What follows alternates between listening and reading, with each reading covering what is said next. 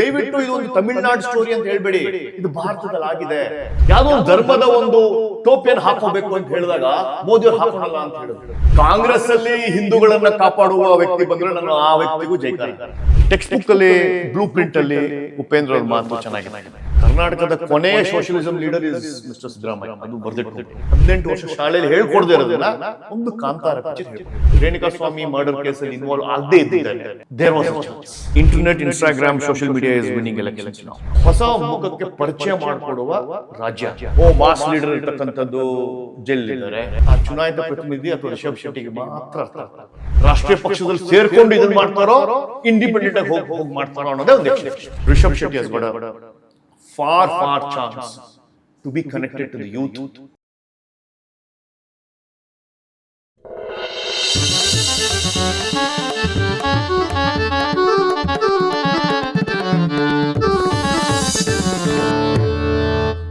ನಮಸ್ಕಾರ, ನಾನು ಹರೀಶ್ ನಾಗರಾಜು.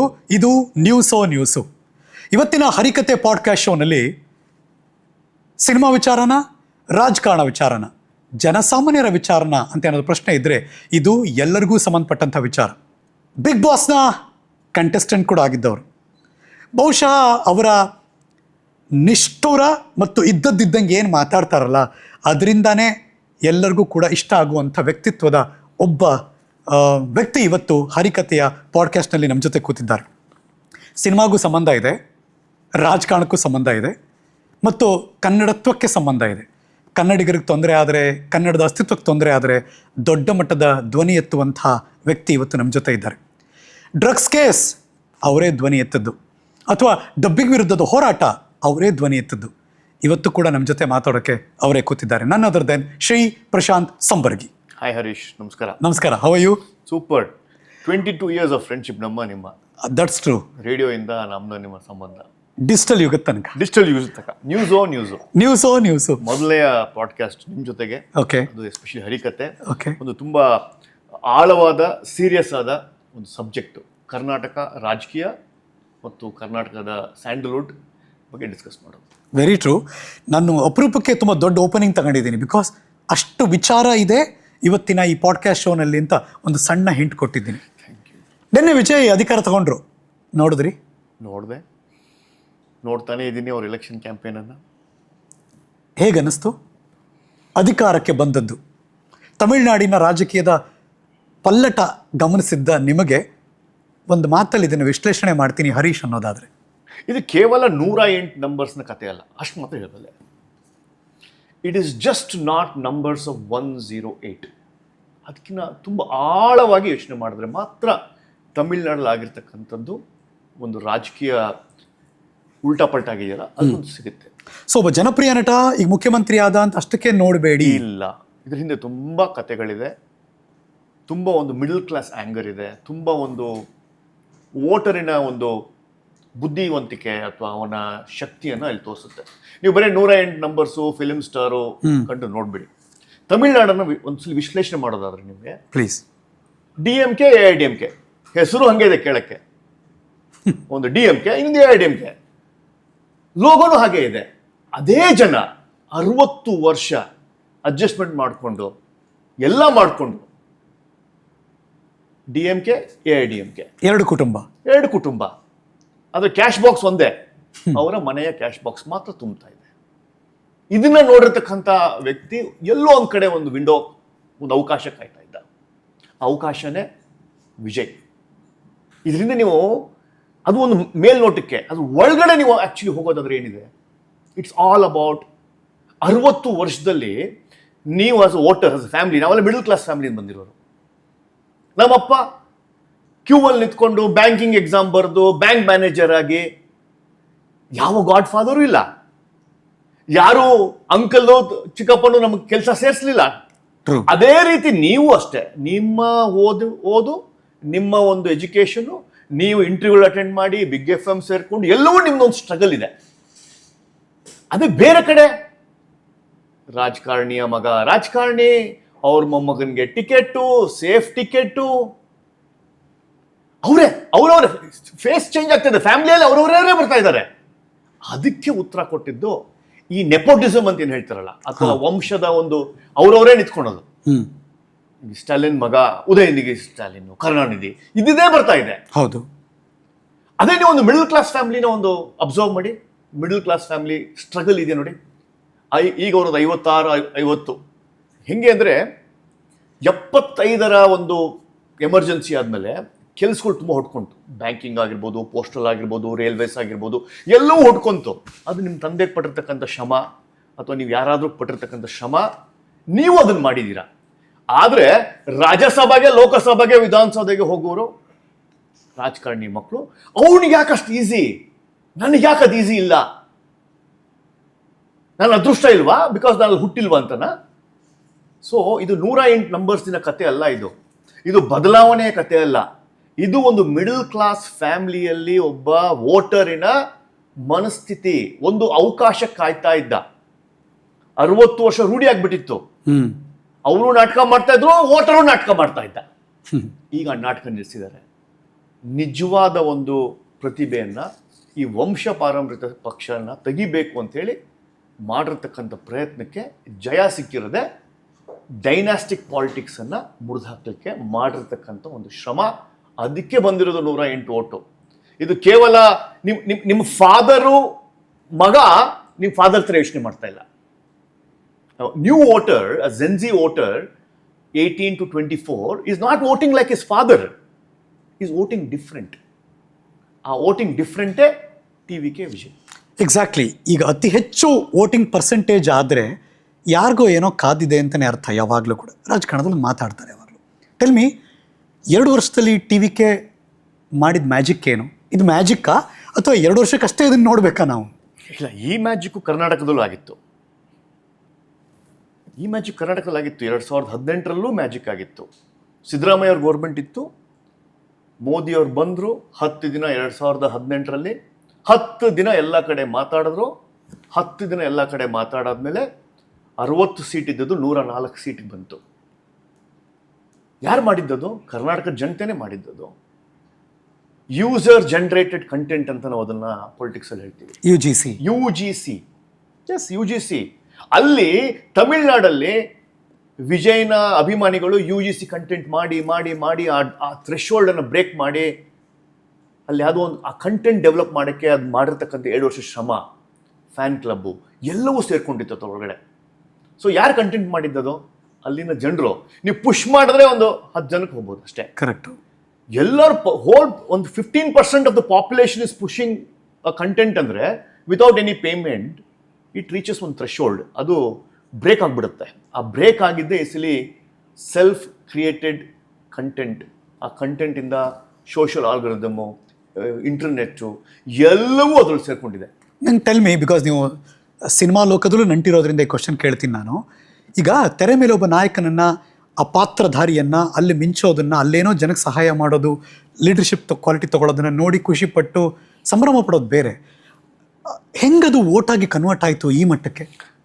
ಇವು ನಮ್ಮವ, ಇವು ನಮ್ಮ ಥರ ಇದ್ದಾನೆ, ಇವಂಗೆ ಯಾವುದು ಗಾಡ್ ಫಾದರ್ ಇಲ್ಲ, ಇವ್ರ ಅಪ್ಪ ಅಮ್ಮ ಯಾವುದು ಪೊಲಿಟಿಕ್ಸಲ್ಲಿ ಇಲ್ಲ.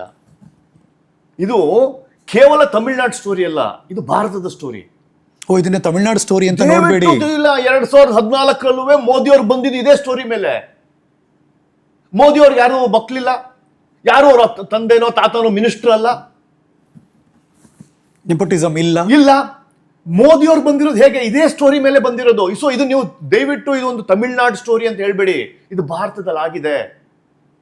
ಸೇಮ್ ಭಾರತದಲ್ಲಿ 2014ನಲ್ಲಿ ನಾವೆಲ್ಲ ಮೋದಿ ಬಗ್ಗೆ ವಿಡಿಯೋ ಮಾಡಿ ಹಾಕಿದ್ದೀವಿ, ಮಾತಾಡಿದ್ದೀವಿ, ಸೋಷಿಯಲ್ ಮೀಡಿಯಲ್ಲಿ ಮಾತಾಡಿದ್ದೀವಿ. ಸೋಷಿಯಲ್ ಮೀಡಿಯಾ ಕ್ರೇಜ್ ಆಗಿದೆ.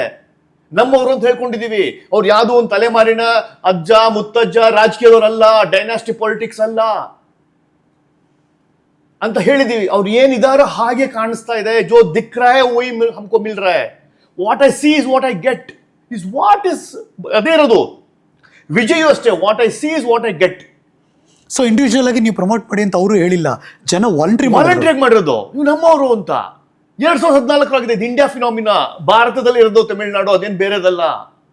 ಸೊ ಆ ಇಂಡಿಯಾ ಫಿನಾಮಿನಾ 2014 ಆಗಿದೆ. ಈಗ ಇದಿಲ್ಲ ಆಗ್ತಾ ಇದೆ, ಭಾರತ ಬದಲಾಗ್ತಾ ಇದೆ.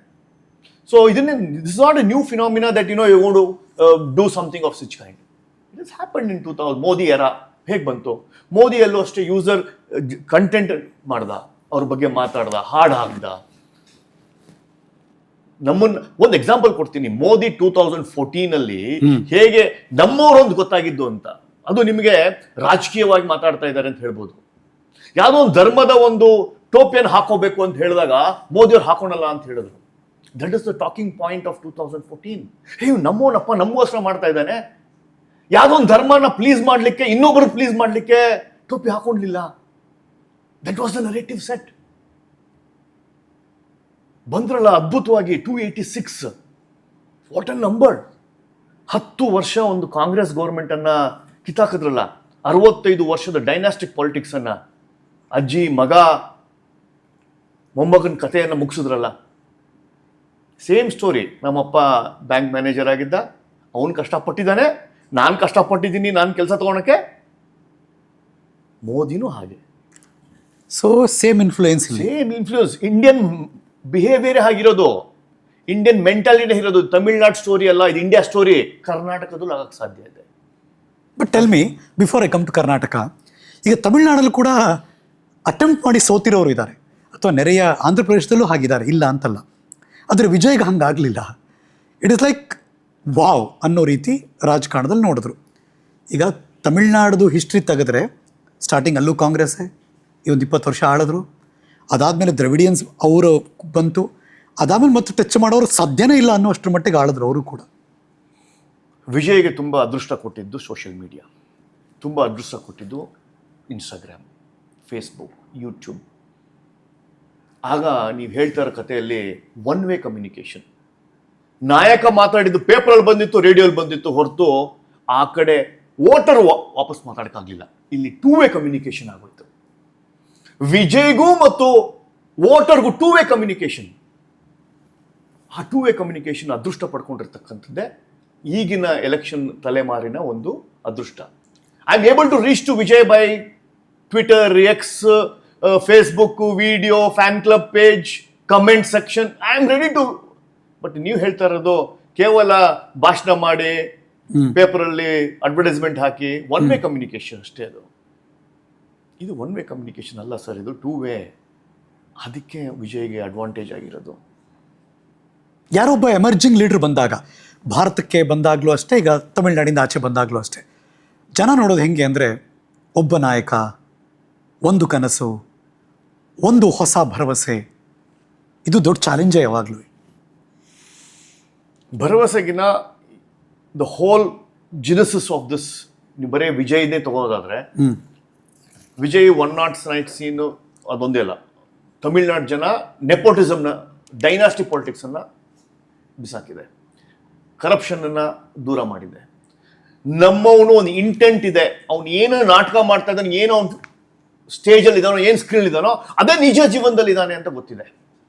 ಸ್ಟೇಜ್ ಮೇಲೆ ಒಂದು ಪೊಲಿಟಿಕಲ್ ಲೈಫ್ ನೋಡಿದ್ದೀರ ನೀವು. ಎಕ್ಸಾಂಪಲ್ ರಾಹುಲ್ ಗಾಂಧಿ. ಎಷ್ಟೇ ವಿಡಿಯೋ ಮಾಡಿ, ನೀವು ರೈತರ ಜೊತೆ ಹೋಗಿ, ನೀವು ಮೆಕ್ಯಾನಿಕ್ ಜೊತೆ ಕೆಲಸ ಮಾಡಿ, ಏನೇ ಮಾಡಿ, ಎಂಥ PR ಆಕ್ಟಿವಿಟಿ ಮಾಡಿದ್ರು ನೀವು ಹಾಲಿಡೇ ಮಾಡೋದು ಫಾರಿನಲ್ಲೇ, ನೀವು ಹಾಲಿಡೇ ಮಾಡೋದು ನಿಮ್ಮ ಪ್ರೈವೇಟ್ ಫ್ಲೈಟಲ್ಲೇ. ಸೊ ಟಿವಿಯಲ್ಲಿ ಇರೋದು ಬೇರೆ, ಅವನು ನಿಜ ಜೀವನ ಪರ್ಸನಲ್ ಲೈಫಲ್ಲಿ ಇರೋದು ಬೇರೆ. ವಿಜಯ್ದು ಆಗಿರಲಿಲ್ಲ. ಟಿವಿ ಫಿಲಿಮಲ್ಲಿರೋದು ಒಂದು, ನಾನು ಜನರ ಜೊತೆ ಇರೋದು ಒಂದು. ಸೊ 2 ಫೇಸ್ ಒಂದೇ ಇರೋದಾಗಲೇ that's how Modi won, that's how Vijay is winning and will win. ಆ ರಿಯಾಲಿಟಿ ನನಗೇನು ನೋಡ್ತಾ ಇದ್ದೀನೋ ಅದು ನನಗೆ ಸಿಗ್ತಾ ಇದೆಯಾ? ಇದು ಬೇಡ ಸರ್. ಡೆವಲಪ್ಮೆಂಟು, ರೋಡು ಗೀಡು ಬೇಡ. ನಮ್ಮವನ್ ಥರ ಇದ್ದಾನ, ನಾಟಕ ಹಾಕ್ತಾ ಇಲ್ವಾ, ಮುಖವಾಡ ಹಾಕ್ತಾ ಇಲ್ವಾ, ನಮ್ಮವನಿದಾನ, yes will vote for him. Straight question ಕೇಳ, ನೀವು BJPನ? ನೋಡಿ, ನಾನು BJPಗೆ ವೋಟ್ ಮಾಡ್ಕೊಂಡು ಬಂದಿರತಕ್ಕಂಥ ವ್ಯಕ್ತಿ, ರಾಷ್ಟ್ರೀಯವಾದಿ. ಯಾಕೆ ಅಂತ ಈ ಪ್ರಶ್ನೆ ರೈಸ್ ಮಾಡಿ ಹೇಳ್ಬಿಡ್ತೀನಿ. ಅಂದರೆ ಎಷ್ಟೊಂದು ಪೋಸ್ಟ್ ಹಾಕ್ತಿರ್ತೀರಾ, ಮಾತಾಡ್ತಿರ್ತೀರಾ, ಈಗಲೂ ಮಾತಾಡ್ತಿರ್ತೀರಾ, ಅಂದರೆ BJPನ ಕಡೆ ವಾಲಿರುತ್ತಲ್ಲ, ಅದಕ್ಕೆ ಕೇಳಿದೆ ಅಷ್ಟೇ. ಇಲ್ಲ, ಈಗ ಕಾಂಗ್ರೆಸ್ ಅಲ್ಲಿ ಹಿಂದೂಗಳನ್ನ ಕಾಪಾಡುವ ವ್ಯಕ್ತಿ ಬಂದ್ರೆ ನಾನು ಆ ವ್ಯಕ್ತಿಗೂ ಜೈಕಾರ ಹಾಕ್ತೀನಿ. ಓಕೆ. ಬಹುಸಂಖ್ಯಾ ಹಿಂದೂಗಳನ್ನ ನೀವು ಎತ್ತಿ ಹಿಡಿಯೋದಾದ್ರೆ ಕಾಂಗ್ರೆಸ್ ಅಲ್ಲಿ ಇದ್ದಾರೆ ಅಂದ್ರೆ ಅವ್ರಿಗೂ ಜೈಕಾರ ಹಾಕ್ತೀವಿ. ಕಾಂಗ್ರೆಸ್ನವ್ರು ರಾಮ ಜನ್ಮಭೂಮಿ ಕಟ್ತೀವಿ ಅಂತ ಹೇಳಿದ್ರೆ ಅವ್ರಿಗೂ ಜೈಕಾರ ಹಾಕ್ತೀವಿ. ಹೋಗಿ 15-20 ಕೇಸ್ ಹಾಕಿ ರಾಮ ಜನ್ಮಭೂಮಿ ಕಟ್ಟಬಾರ್ದು ಅಂತ ಹೋರಾಟ ಮಾಡಿದ್ರಲ್ಲ, ಹೇಗೆ ಅವ್ರ ಮೇಲೆ ನಂಬಿಕೆ ಇಟ್ಕೊಳೋದು? ಸೊ ನೀವು 1947 ಇಂದ ಇಲ್ಲಿವರೆಗೂ ಆಗಿರ್ತಕ್ಕಂಥ ಕಾಂಗ್ರೆಸ್ಸಿನ ಆಡಳಿತ ಒಂದು ಕಡೆ, ಈ 10-12 ವರ್ಷದ ಮೋದಿಯನ್ನು ನೋಡಿದಾಗ all parameters, it might be export, road, development, any index, whatever index you want, education index, per capital index, health index, you name the index that's available for measurement. ಆ 65 ವರ್ಷಕ್ಕೂ ಈ 13 ವರ್ಷಕ್ಕೂ ಅಜಗಜಾಂತರ ಇದೆ. ಆ ಅಜಗಜಾಂತರ ಇರೋದು in Narendra Modi government. Back then ಅಂದರೆ ಒಂದು 10 ವರ್ಷಕ್ಕೆ ಮುಂಚೆ ಯಾವುದೇ ಸ್ಟೇಟ್ನ ಎಲೆಕ್ಷನ್ ನಡಿಬೇಕಾದ್ರೆ ಗುಜರಾತ್ ಮಾಡೆಲ್ ಅಂತಿದ್ರು. Yes, I want to ask you, ನಿಮ್ಮನ್ನು ಕೇಳಬೇಕು ನಾನೀಗ. ಈಗ 2 ವರ್ಷದಿಂದ ಟಿ ವಿ ಕೆ ಶುರುವಾಯಿತು, ಅಧಿಕಾರಕ್ಕೆ ಬಂತು ಅಂತ ಮೇಲ್ನೋಟಕ್ಕೆ ಗೊತ್ತಾದರೂ ಅದು ಬರೀ 2 ವರ್ಷದ ಕೆಲಸ ಆಗಿರಲ್ಲ ಅಂತ, ಒಂದಷ್ಟು ವರ್ಷಗಳು ಬ್ಯಾಕ್ ಎಂಡಲ್ಲಿ ಕೆಲಸ ನಡೆದಿರುತ್ತೆ ಅಂತ. ಏನಾದರೂ ಸೆಂಟ್ರಲಿಂದ ಅಲ್ಲಿ ನಡೆದಿರುವಂಥ ಬೆಳವಣಿಗೆ ವಿಜಯ್ಗೆ ಏನಾದರೂ ಇನ್ಫ್ಲೂಯೆನ್ಸ್ ಆಗಿರುತ್ತಾ? ಅದು ಮಾಡೆಲ್ ಆಗಿ ಕೆಲಸ ಮಾಡಿರುತ್ತಾ? ವಿಜಯ್ಗೆ ಸೆಂಟ್ರಲ್ ಗೌರ್ಮೆಂಟು ಏನು ಇನ್ಫ್ಲೂಯೆನ್ಸ್ ಆಗಿಲ್ಲ. ಅಲ್ಲ, ನಾಯಕತ್ವ, ಅದರ ವರ್ಕಿಂಗ್. ವಿಜಯ್ಗೆ ಇಂಟೆಂಟ್ ಇತ್ತು ಪೊಲಿಟಿಕ್ಸ್ ಬರಬೇಕು ಅಂತ. 2014 ಮುಂಚೆ ನಡೆದ ಒಂದು anti corruption movement led by Anna ಹಜಾರೆಯಲ್ಲಿ ನೀವು ನೋಡ್ಕೋಬೋದು. ಅಣ್ಣಾ ಹಜಾರೆ 2 ಅಥವಾ 3 ಕೂಸುಗಳು ಹುಟ್ಕೊಂತು. ಒಂದು ಅರವಿಂದ್ ಕೇಜ್ರಿವಾಲು, ಇನ್ನೊಂದು ವಿಜಯ್, ಇನ್ನೊಂದು ಅನೇಕ NGOಗಳು ಹುಟ್ಕೊಂತು. ರಾಜಕೀಯ ಪಕ್ಷವಾಗಿ ಹುಟ್ಕೊಂಡಿದ್ದು Aam Aadmi Party. True. Okay, so ಆ ಕಾಂಗ್ರೆಸ್ಸಿನ ಆ್ಯಂಟಿ ಕರಪ್ಷನ್ ಕ್ಯಾಂಪೇನ್ಗೆ ವಿಜಯ್ ಹೋದವರು. ಸೊ ಅವಾಗ್ಲಿಂದನೇ ಒಂದು ರಾಜಕೀಯ ಒಲವಿತ್ತು ಅನ್ನೋದನ್ನು ನಾವು ಖಡಾಖಂಡಿತವಾಗಿ ಸಾಬೀತುಪಡಿಸ್ಬೋದು. ಸೊ ನೀವು 2014 ಅಂದರೆ ಏನು ಮೋದಿ ಗೌರ್ಮೆಂಟ್ ಬಂದಾಗಿಂದವೇ ವಿಜಯ್ ಅವರ ಪ್ರಿಪ್ರೇಷನ್ ಇದೆ ಅನ್ನೋದನ್ನು ಸಾಬೀತುಪಡಿಸ್ಬೋದು. ಅದಾದ ನಂತರ ಬಂದಿರತಕ್ಕಂಥ ಪಿಕ್ಚರ್ಗಳು ಸೋಷಿಯಲ್ ಮೆಸೇಜ್ ಇಟ್ಕೊಂಡು ತಮ್ಮ ಅಭಿಪ್ರಾಯ, ತಾವು ರಾಜಕೀಯ ಬಂದರೆ ತಾವು ಸಮಾಜವನ್ನು ಹೇಗೆ ತಿದ್ದುತ್ತಾರೆ ಅನ್ನುವ ಮೆಸೇಜನ್ನು ನೀವು ಅವರು ಪ್ರತಿಯೊಂದು ಪಿಕ್ಚರಲ್ಲೂ ನೋಡ್ಬೋದು. ಮೆಡಿಕಲ್ ಮಾಫಿಯಾ ಪಿಕ್ಚರ್ ನೋಡ್ಬೋದು, ಜಮೀನ್ದಾರ್ ಲ್ಯಾಂಡ್ ಇದು ನೋಡ್ಬೋದು, ಎಜುಕೇಷನ್ ರೆವಲ್ಯೂಷನ್ ನೋಡ್ಬೋದು, ಮಿಲಿಟ್ರಿ ನೋಡ್ಬೋದು. ಎಲ್ಲವೂ ಒಂದೊಂದು ಸಬ್ಜೆಕ್ಟನ್ನು, ಡ್ರಗ್ ಮೆನೆಸ್ ನೋಡ್ಬೋದು, ಹೆಣ್ಮಕ್ಳಿಗೆ ಶಕ್ತಿ ತುಂಬುವ, ಹೆಣ್ಮಕ್ಳು ಇಂಪಾರ್ಟೆಂಟು, ಹೆಣ್ಮಕ್ಳು ಸ್ಪೋರ್ಟ್ಸ್ ಕ್ಲಬ್ ಅಂತೇಳಿ ಮಾಡಿರ್ತಕ್ಕಂಥ ಪಿಕ್ಚರ್ ನೋಡಿರ್ಬೋದು. ಎಲ್ಲವೂ was a planned to meet the mind of a middle class. ಇಲ್ಲಿ ಮಿಡಲ್ ಕ್ಲಾಸನ್ನು ಅವ್ರು ಟಾರ್ಗೆಟ್ ಮಾಡ್ಕೊಂಡು ಬಂದಿದ್ದಾರೆ. ಸೊ ಅವ್ರು ಬರೀ ಸ್ಕ್ರೀನ್ ಮೇಲೆ ಅಷ್ಟೇ ಹೀರೋ ನೋಡ್ತಿರಲಿಲ್ಲ, ಈ ಥರದ್ದೊಂದು ವ್ಯಕ್ತಿತ್ವ ನಮ್ಮ ಕಣ್ಮುಂದೆ ನಾಯಕನಾಗಿದ್ದರೆ ನಮ್ಗೆ ಒಳ್ಳೇದಾಗುತ್ತೆ ಅಂತ. ಹಾಗೇನೆ ಅವರು 1.5 ಲಕ್ಷ ಫ್ಯಾನ್ ಕ್ಲಬ್ಬನ್ನು, 85,000 registered available on the internet. ಹಾಂ, ನೀವು ಗೂಗಲ್ ಮಾಡಿದ್ರೆ 85,000 ಫ್ಯಾನ್ ಕ್ಲಬ್, ತಾಲೂಕು ಜಿಲ್ಲಾವಾರು ಇರ್ತಕ್ಕಂಥ ಅಡ್ರೆಸ್, ಪಿನ್ ಕೋಡ್ ನೀವು ಅವ್ರಿಗೆ ಅಫಿಷಿಯಲಿ ರಿಜಿಸ್ಟರ್ಡ್. 1.5 ಲಕ್ಷ ಫ್ಯಾನ್ ಕ್ಲಬ್ಬನ್ನು 500,000 ಜನ ಉಳ್ಳವರು ಅವರಿಗೆ ಆಗಲೇ ರಾಜಕೀಯ ಕಾರ್ಯಕರ್ತರಂತಿರೋ ಅಥವಾ ಅವರನ್ನು ಪೊಲಿಟಿಕಲ್ ಮೆಂಬರ್ಸ್ ಅಂತ ಹೇಳ್ತಿರೋ, ಇಟ್ಸ್ ಅ ವರ್ಕ್ ಮಾಡ್ಕೊಂಡು ಬಂದಿದ್ದಾರೆ. ಸೊ ನಾನೇನು ಹೇಳ್ತಾ ಇದ್ದೀನಿ ಅಂದರೆ 2028ಕ್ಕೆ ಕರ್ನಾಟಕದಲ್ಲೂ ಒಂದು ಅವಕಾಶ ಇದೆ ಅನ್ನೋದೇ ನನ್ನ ಒಂದು ವಾದ. ಸೊ ಮೋದಿಯವರ ಹೆಸರು ತೆಗೆದ್ರಿ ನೀವು, ಹಾಗಾಗಿ ಈ ಪ್ರಶ್ನೆ ಕೇಳ್ತಿದ್ದೀನಿ. ಅಂದರೆ ಫಸ್ಟ್ ಇದನ್ನು, ಅಂದರೆ ಈ ತಮಿಳ್ನಾಡ್ದಷ್ಟೇ ರಾಜಕಾರಣ ಅಲ್ಲ ಅಂತ ಫಸ್ಟ್ ಅರ್ಥ ಮಾಡ್ಕೊಂಡವ್ರು ಮೋದಿನೇನಾ? 100%.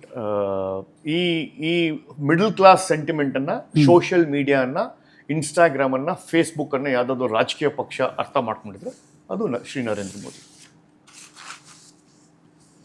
ಅವರ ಹಿಸ್ಟ್ರಿ ತೆಗೆದು ನೋಡಿದ್ರೆ ಈ comes from A very lower middle class family. ಅವ್ರಿಗೂ ಯಾವ ಗಾಡ್ ಫಾದರು ಇಲ್ಲ, ಅವ್ರಿಗೂ ಯಾವ ಥರದ ಒಂದು ಮುಂದಿನ ಮಕ್ಕಳಿಗೆ ನಾನು ಆಸ್ತಿ ಮಾಡಬೇಕು ಅಂತಿಲ್ಲ, ಬ್ಯಾಚುಲರು. ಸೊ ನೀವು ಅಲ್ಲಿ ನೋಡ್ಕೊಂಬನ್ನಿ. ಸೊ ಯಾರಿಗೆ ಮಾಡ್ತಾರೆ? ಆಸ್ತಿ ಮಾಡ್ತಾರೆ ಅವರು, ಭ್ರಷ್ಟಾಚಾರ ಮಾಡ್ತಾರ? ಸೊ ಅದನ್ನು ಅರ್ಥ ಮಾಡ್ಕೊಂಡಿದ್ದು ನರೇಂದ್ರ ಮೋದಿ. ಆ ನರೇಂದ್ರ ಮೋದಿ ಅವರು ಆ ಗೇಮನ್ನು ಆಡಿದ್ದಾರೆ, ಅದೇ ಗೇಮನ್ನು ಕಾಪಿ ಮಾಡಿರೋದೇ ವಿಷಯ. ಏನಾದರೂ ಪಕ್ಕದ ಗಡಿಯಾಚೆಗೆ ನಡೆದ್ರೆ ಒಂದೇನೋ ಇನ್ಫ್ಲೂಯೆನ್ಸ್ ಆಗುತ್ತೆ ಪಕ್ಕ ಅಂತ ಯಾವಾಗ. ಹೌದು. ಸೊ ತಮಿಳ್ನಾಡು ನಮ್ಮ ಪಕ್ಕಕ್ಕಿದೆ, ಗಡಿ ಹಂಚ್ಕೊಂಡಿದ್ದೀವಿ ನಾವು.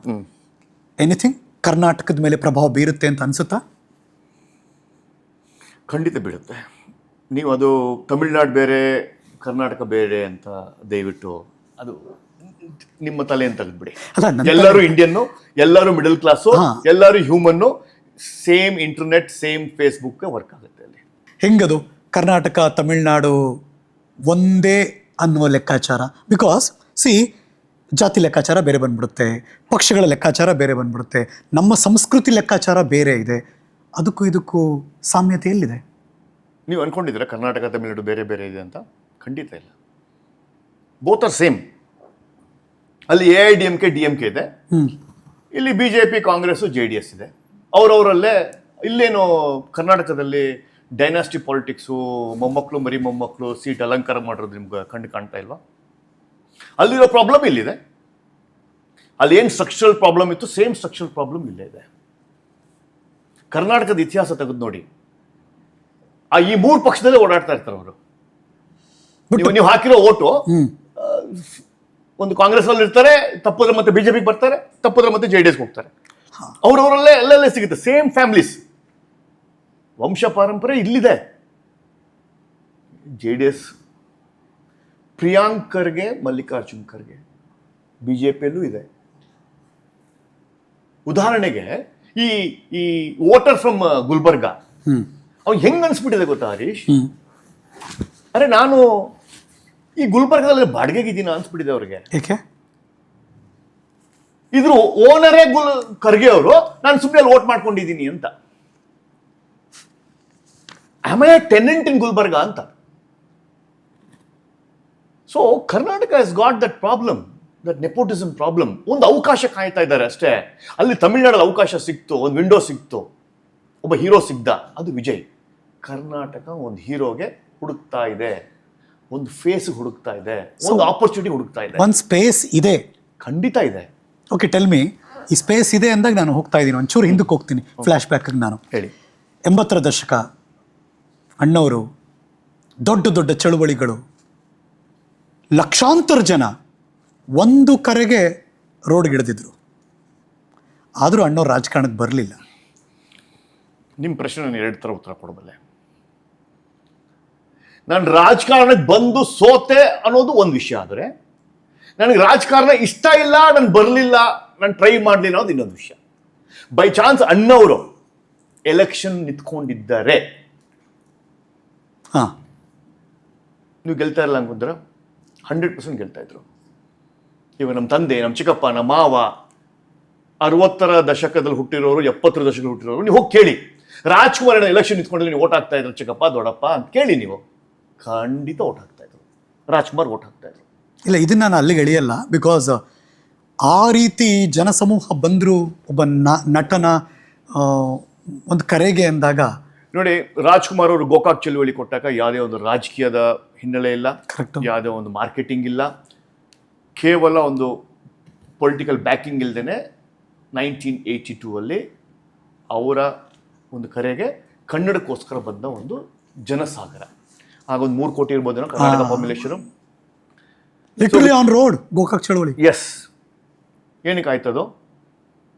ನನ್ನ ಮಕ್ಕಳಿಗೆ ಅಥವಾ ಆಗಿನ ಜನಸಂಖ್ಯೆಯ ಮಕ್ಕಳಿಗೆ ಕನ್ನಡ ಭಾಷೆಯಲ್ಲಿ ಓದು ಬರಬೇಕು, ಗೋಕಾಕ್ ಚಳವಳಿ ಬಂತು, ಇದು ನಮ್ಮ ಭವಿಷ್ಯ, ಅನ್ಯಾಯ ಆಗ್ತಾ ಇದೆ, ನಾನು ಲೀಡ್ ಮಾಡಬೇಕು ಅಂತ ಬಂದಿರೋದು. ಬೈ ಚಾನ್ಸ್ ರಾಜ್ಕುಮಾರ್ ಅವರಿಗೆ ಅವಾಗ್ಲೇ ಸೋಷಿಯಲ್ ಮೀಡಿಯಾ, 2-ವೇ ಕಮ್ಯುನಿಕೇಶನ್, ಆಗ್ಲೇ ಇನ್ಸ್ಟಾಗ್ರಾಮ್, ಆಗ್ಲೇ ಫೇಸ್ಬುಕ್ಕು, ಆಗ್ಲೇ 24 ಗಂಟೆ ಓಡುವ ಸ್ಯಾಟಲೈಟ್ ಟಿವಿಗಳು, 100 ಚಾನೆಲ್ ಇದ್ದಿದ್ದರೆ, ಆಗ ಅಣ್ಣವ್ರನ್ನ ನೋಡ್ತಾ ಇದ್ದು ತಿಂಗಳಿಗೆ 1 ಸಲ ಮಾತ್ರ, ಯಾವುದೋ ಒಂದು ಪಿಕ್ಚರಲ್ಲಿ ಮಾತ್ರ. ಅವಾಗಲೇ ಅಷ್ಟು ಕ್ರೇಜು. ಈಗ ಊಟ ಮಾಡ್ಬೇಕಾದ್ರೆ ನೋಡ್ತೀರಾ, ಮಿಡ್ ನೈಟಲ್ಲಿ ನೋಡ್ತೀರಾ, ಕಾರಲ್ಲಿ ಹೋಗ್ಬೇಕಾದ್ರೆ ನೋಡ್ತೀರಾ, ಮೊಬೈಲಲ್ಲಿ ನೋಡ್ತೀರಾ, ಇನ್ಸ್ಟಾಗ್ರಾಮಲ್ಲಿ ನೋಡ್ತೀರಾ. 24 ಗಂಟೆಲಿ 20 ಗಂಟೆ ಆ ಮನುಷ್ಯನ ಫೀಡ್ ನಿಮಗೆ ಬರುತ್ತೆ ಅಂತ ಹೇಳಿದ್ರೆ ಟಾಪ್ ಆಫ್ ದಿ ಮೈಂಡ್ ಇದ್ದೇ ಇರ್ತಾರೆ. ರಾಜ್ಕುಮಾರ್ಗೆ ಏನಾದರೂ ಅವಕಾಶ ಸಿಕ್ಕಿದ್ದರೆ, ಆ ಥರದ್ದು ಅವರು ಮನಸ್ಸು ಮಾಡಿದ್ದಾರೆ. ಅವರು ಮನಸ್ಸು ಮಾಡದೇ ಇರೋದಕ್ಕೆ ಕಾರಣ ತುಂಬ ಇದೆ. ಅವ್ರಿಗೆ ಡಿಜಿಟಲ್ ಸಿಗ್ಲಿಲ್ಲ, ಅವರು ರಾಜಕೀಯಕ್ಕೆ ಬರಲ್ಲ ಅಂತ ಹೇಳಿದ್ರು, ಕಲೆ ಮತ್ತು ರಾಜಕೀಯ ದೂರ ಇಡ್ತೀನಿ ಅಂದ್ರು. ಕರ್ನಾಟಕದ ಜನ ಅದಕ್ಕೆ ಮರ್ಯಾದೆ ಕೊಟ್ಟರು, ಕರೆಕ್ಟ್, ರೆಸ್ಪೆಕ್ಟ್ ಮಾಡಿದ್ರು. ಅವ್ರು ಎಲ್ಲೂ ಹೇಳಿಲ್ಲ ನಾನು ರಾಜಕಾರಣಕ್ಕೆ ಬಂದರೆ ಸೋಲ್ತೀನಿ ಅಂತ, ಎಲ್ಲೂ ಹೇಳಿಲ್ಲ. ಅವರು ಪ್ರಯತ್ನ ಪಟ್ಟು ಸೋಲೂ ಇಲ್ಲ. ಹೌದು.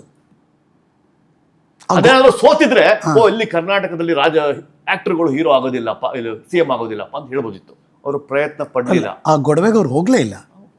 ಕರೆಕ್ಟ್. ಅವರನ್ನ ರಾಜಕೀಯಕ್ಕೆ ಬರಬೇಡಿ ಅಂತ ಹೇಳಿದ್ದು ಯಾರು ಕಾಣದ ಕೈಗಳು, ಇಲ್ಲಿ ಬಂದು ಯಾರು ಚಿಕ್ಕಮಂಗ್ಳೂರಲ್ಲಿ ನಿಂತ್ಕೊಂಡು ಅಭಯ ಹಸ್ತದಿಂದ ಗೆದ್ದಿರೋರ ಕತೆ ಅದು ಬೇರೆ. ಇವತ್ತು ಅದ್ರ ಬಗ್ಗೆ ಮಾತಾಡ್ತಾ ಇಲ್ಲ. ಅವ್ರನ್ನ ತಂದ್ರೆ ಏನಾಗುತ್ತೆ ಅಂತ ಒಂದು ರಾಜಕೀಯ ಪಕ್ಷಕ್ಕೆ ಗೊತ್ತಿತ್ತು. ವೆರಿ ಸ್ಟ್ರಾಂಗ್ ಪೊಲಿಟಿಕಲ್ ಯಾರು ರೂಲ್ ಮಾಡ್ತಾ ಇದ್ರು ಅವ್ರು ಬಂದಿಲ್ಲಿ ಕರ್ನಾಟಕದಲ್ಲಿ ಚಿಕ್ಕಮಗಳೂರು ಗೆದ್ರು, ಅದು ಬೇರೆ ವಿಷಯ.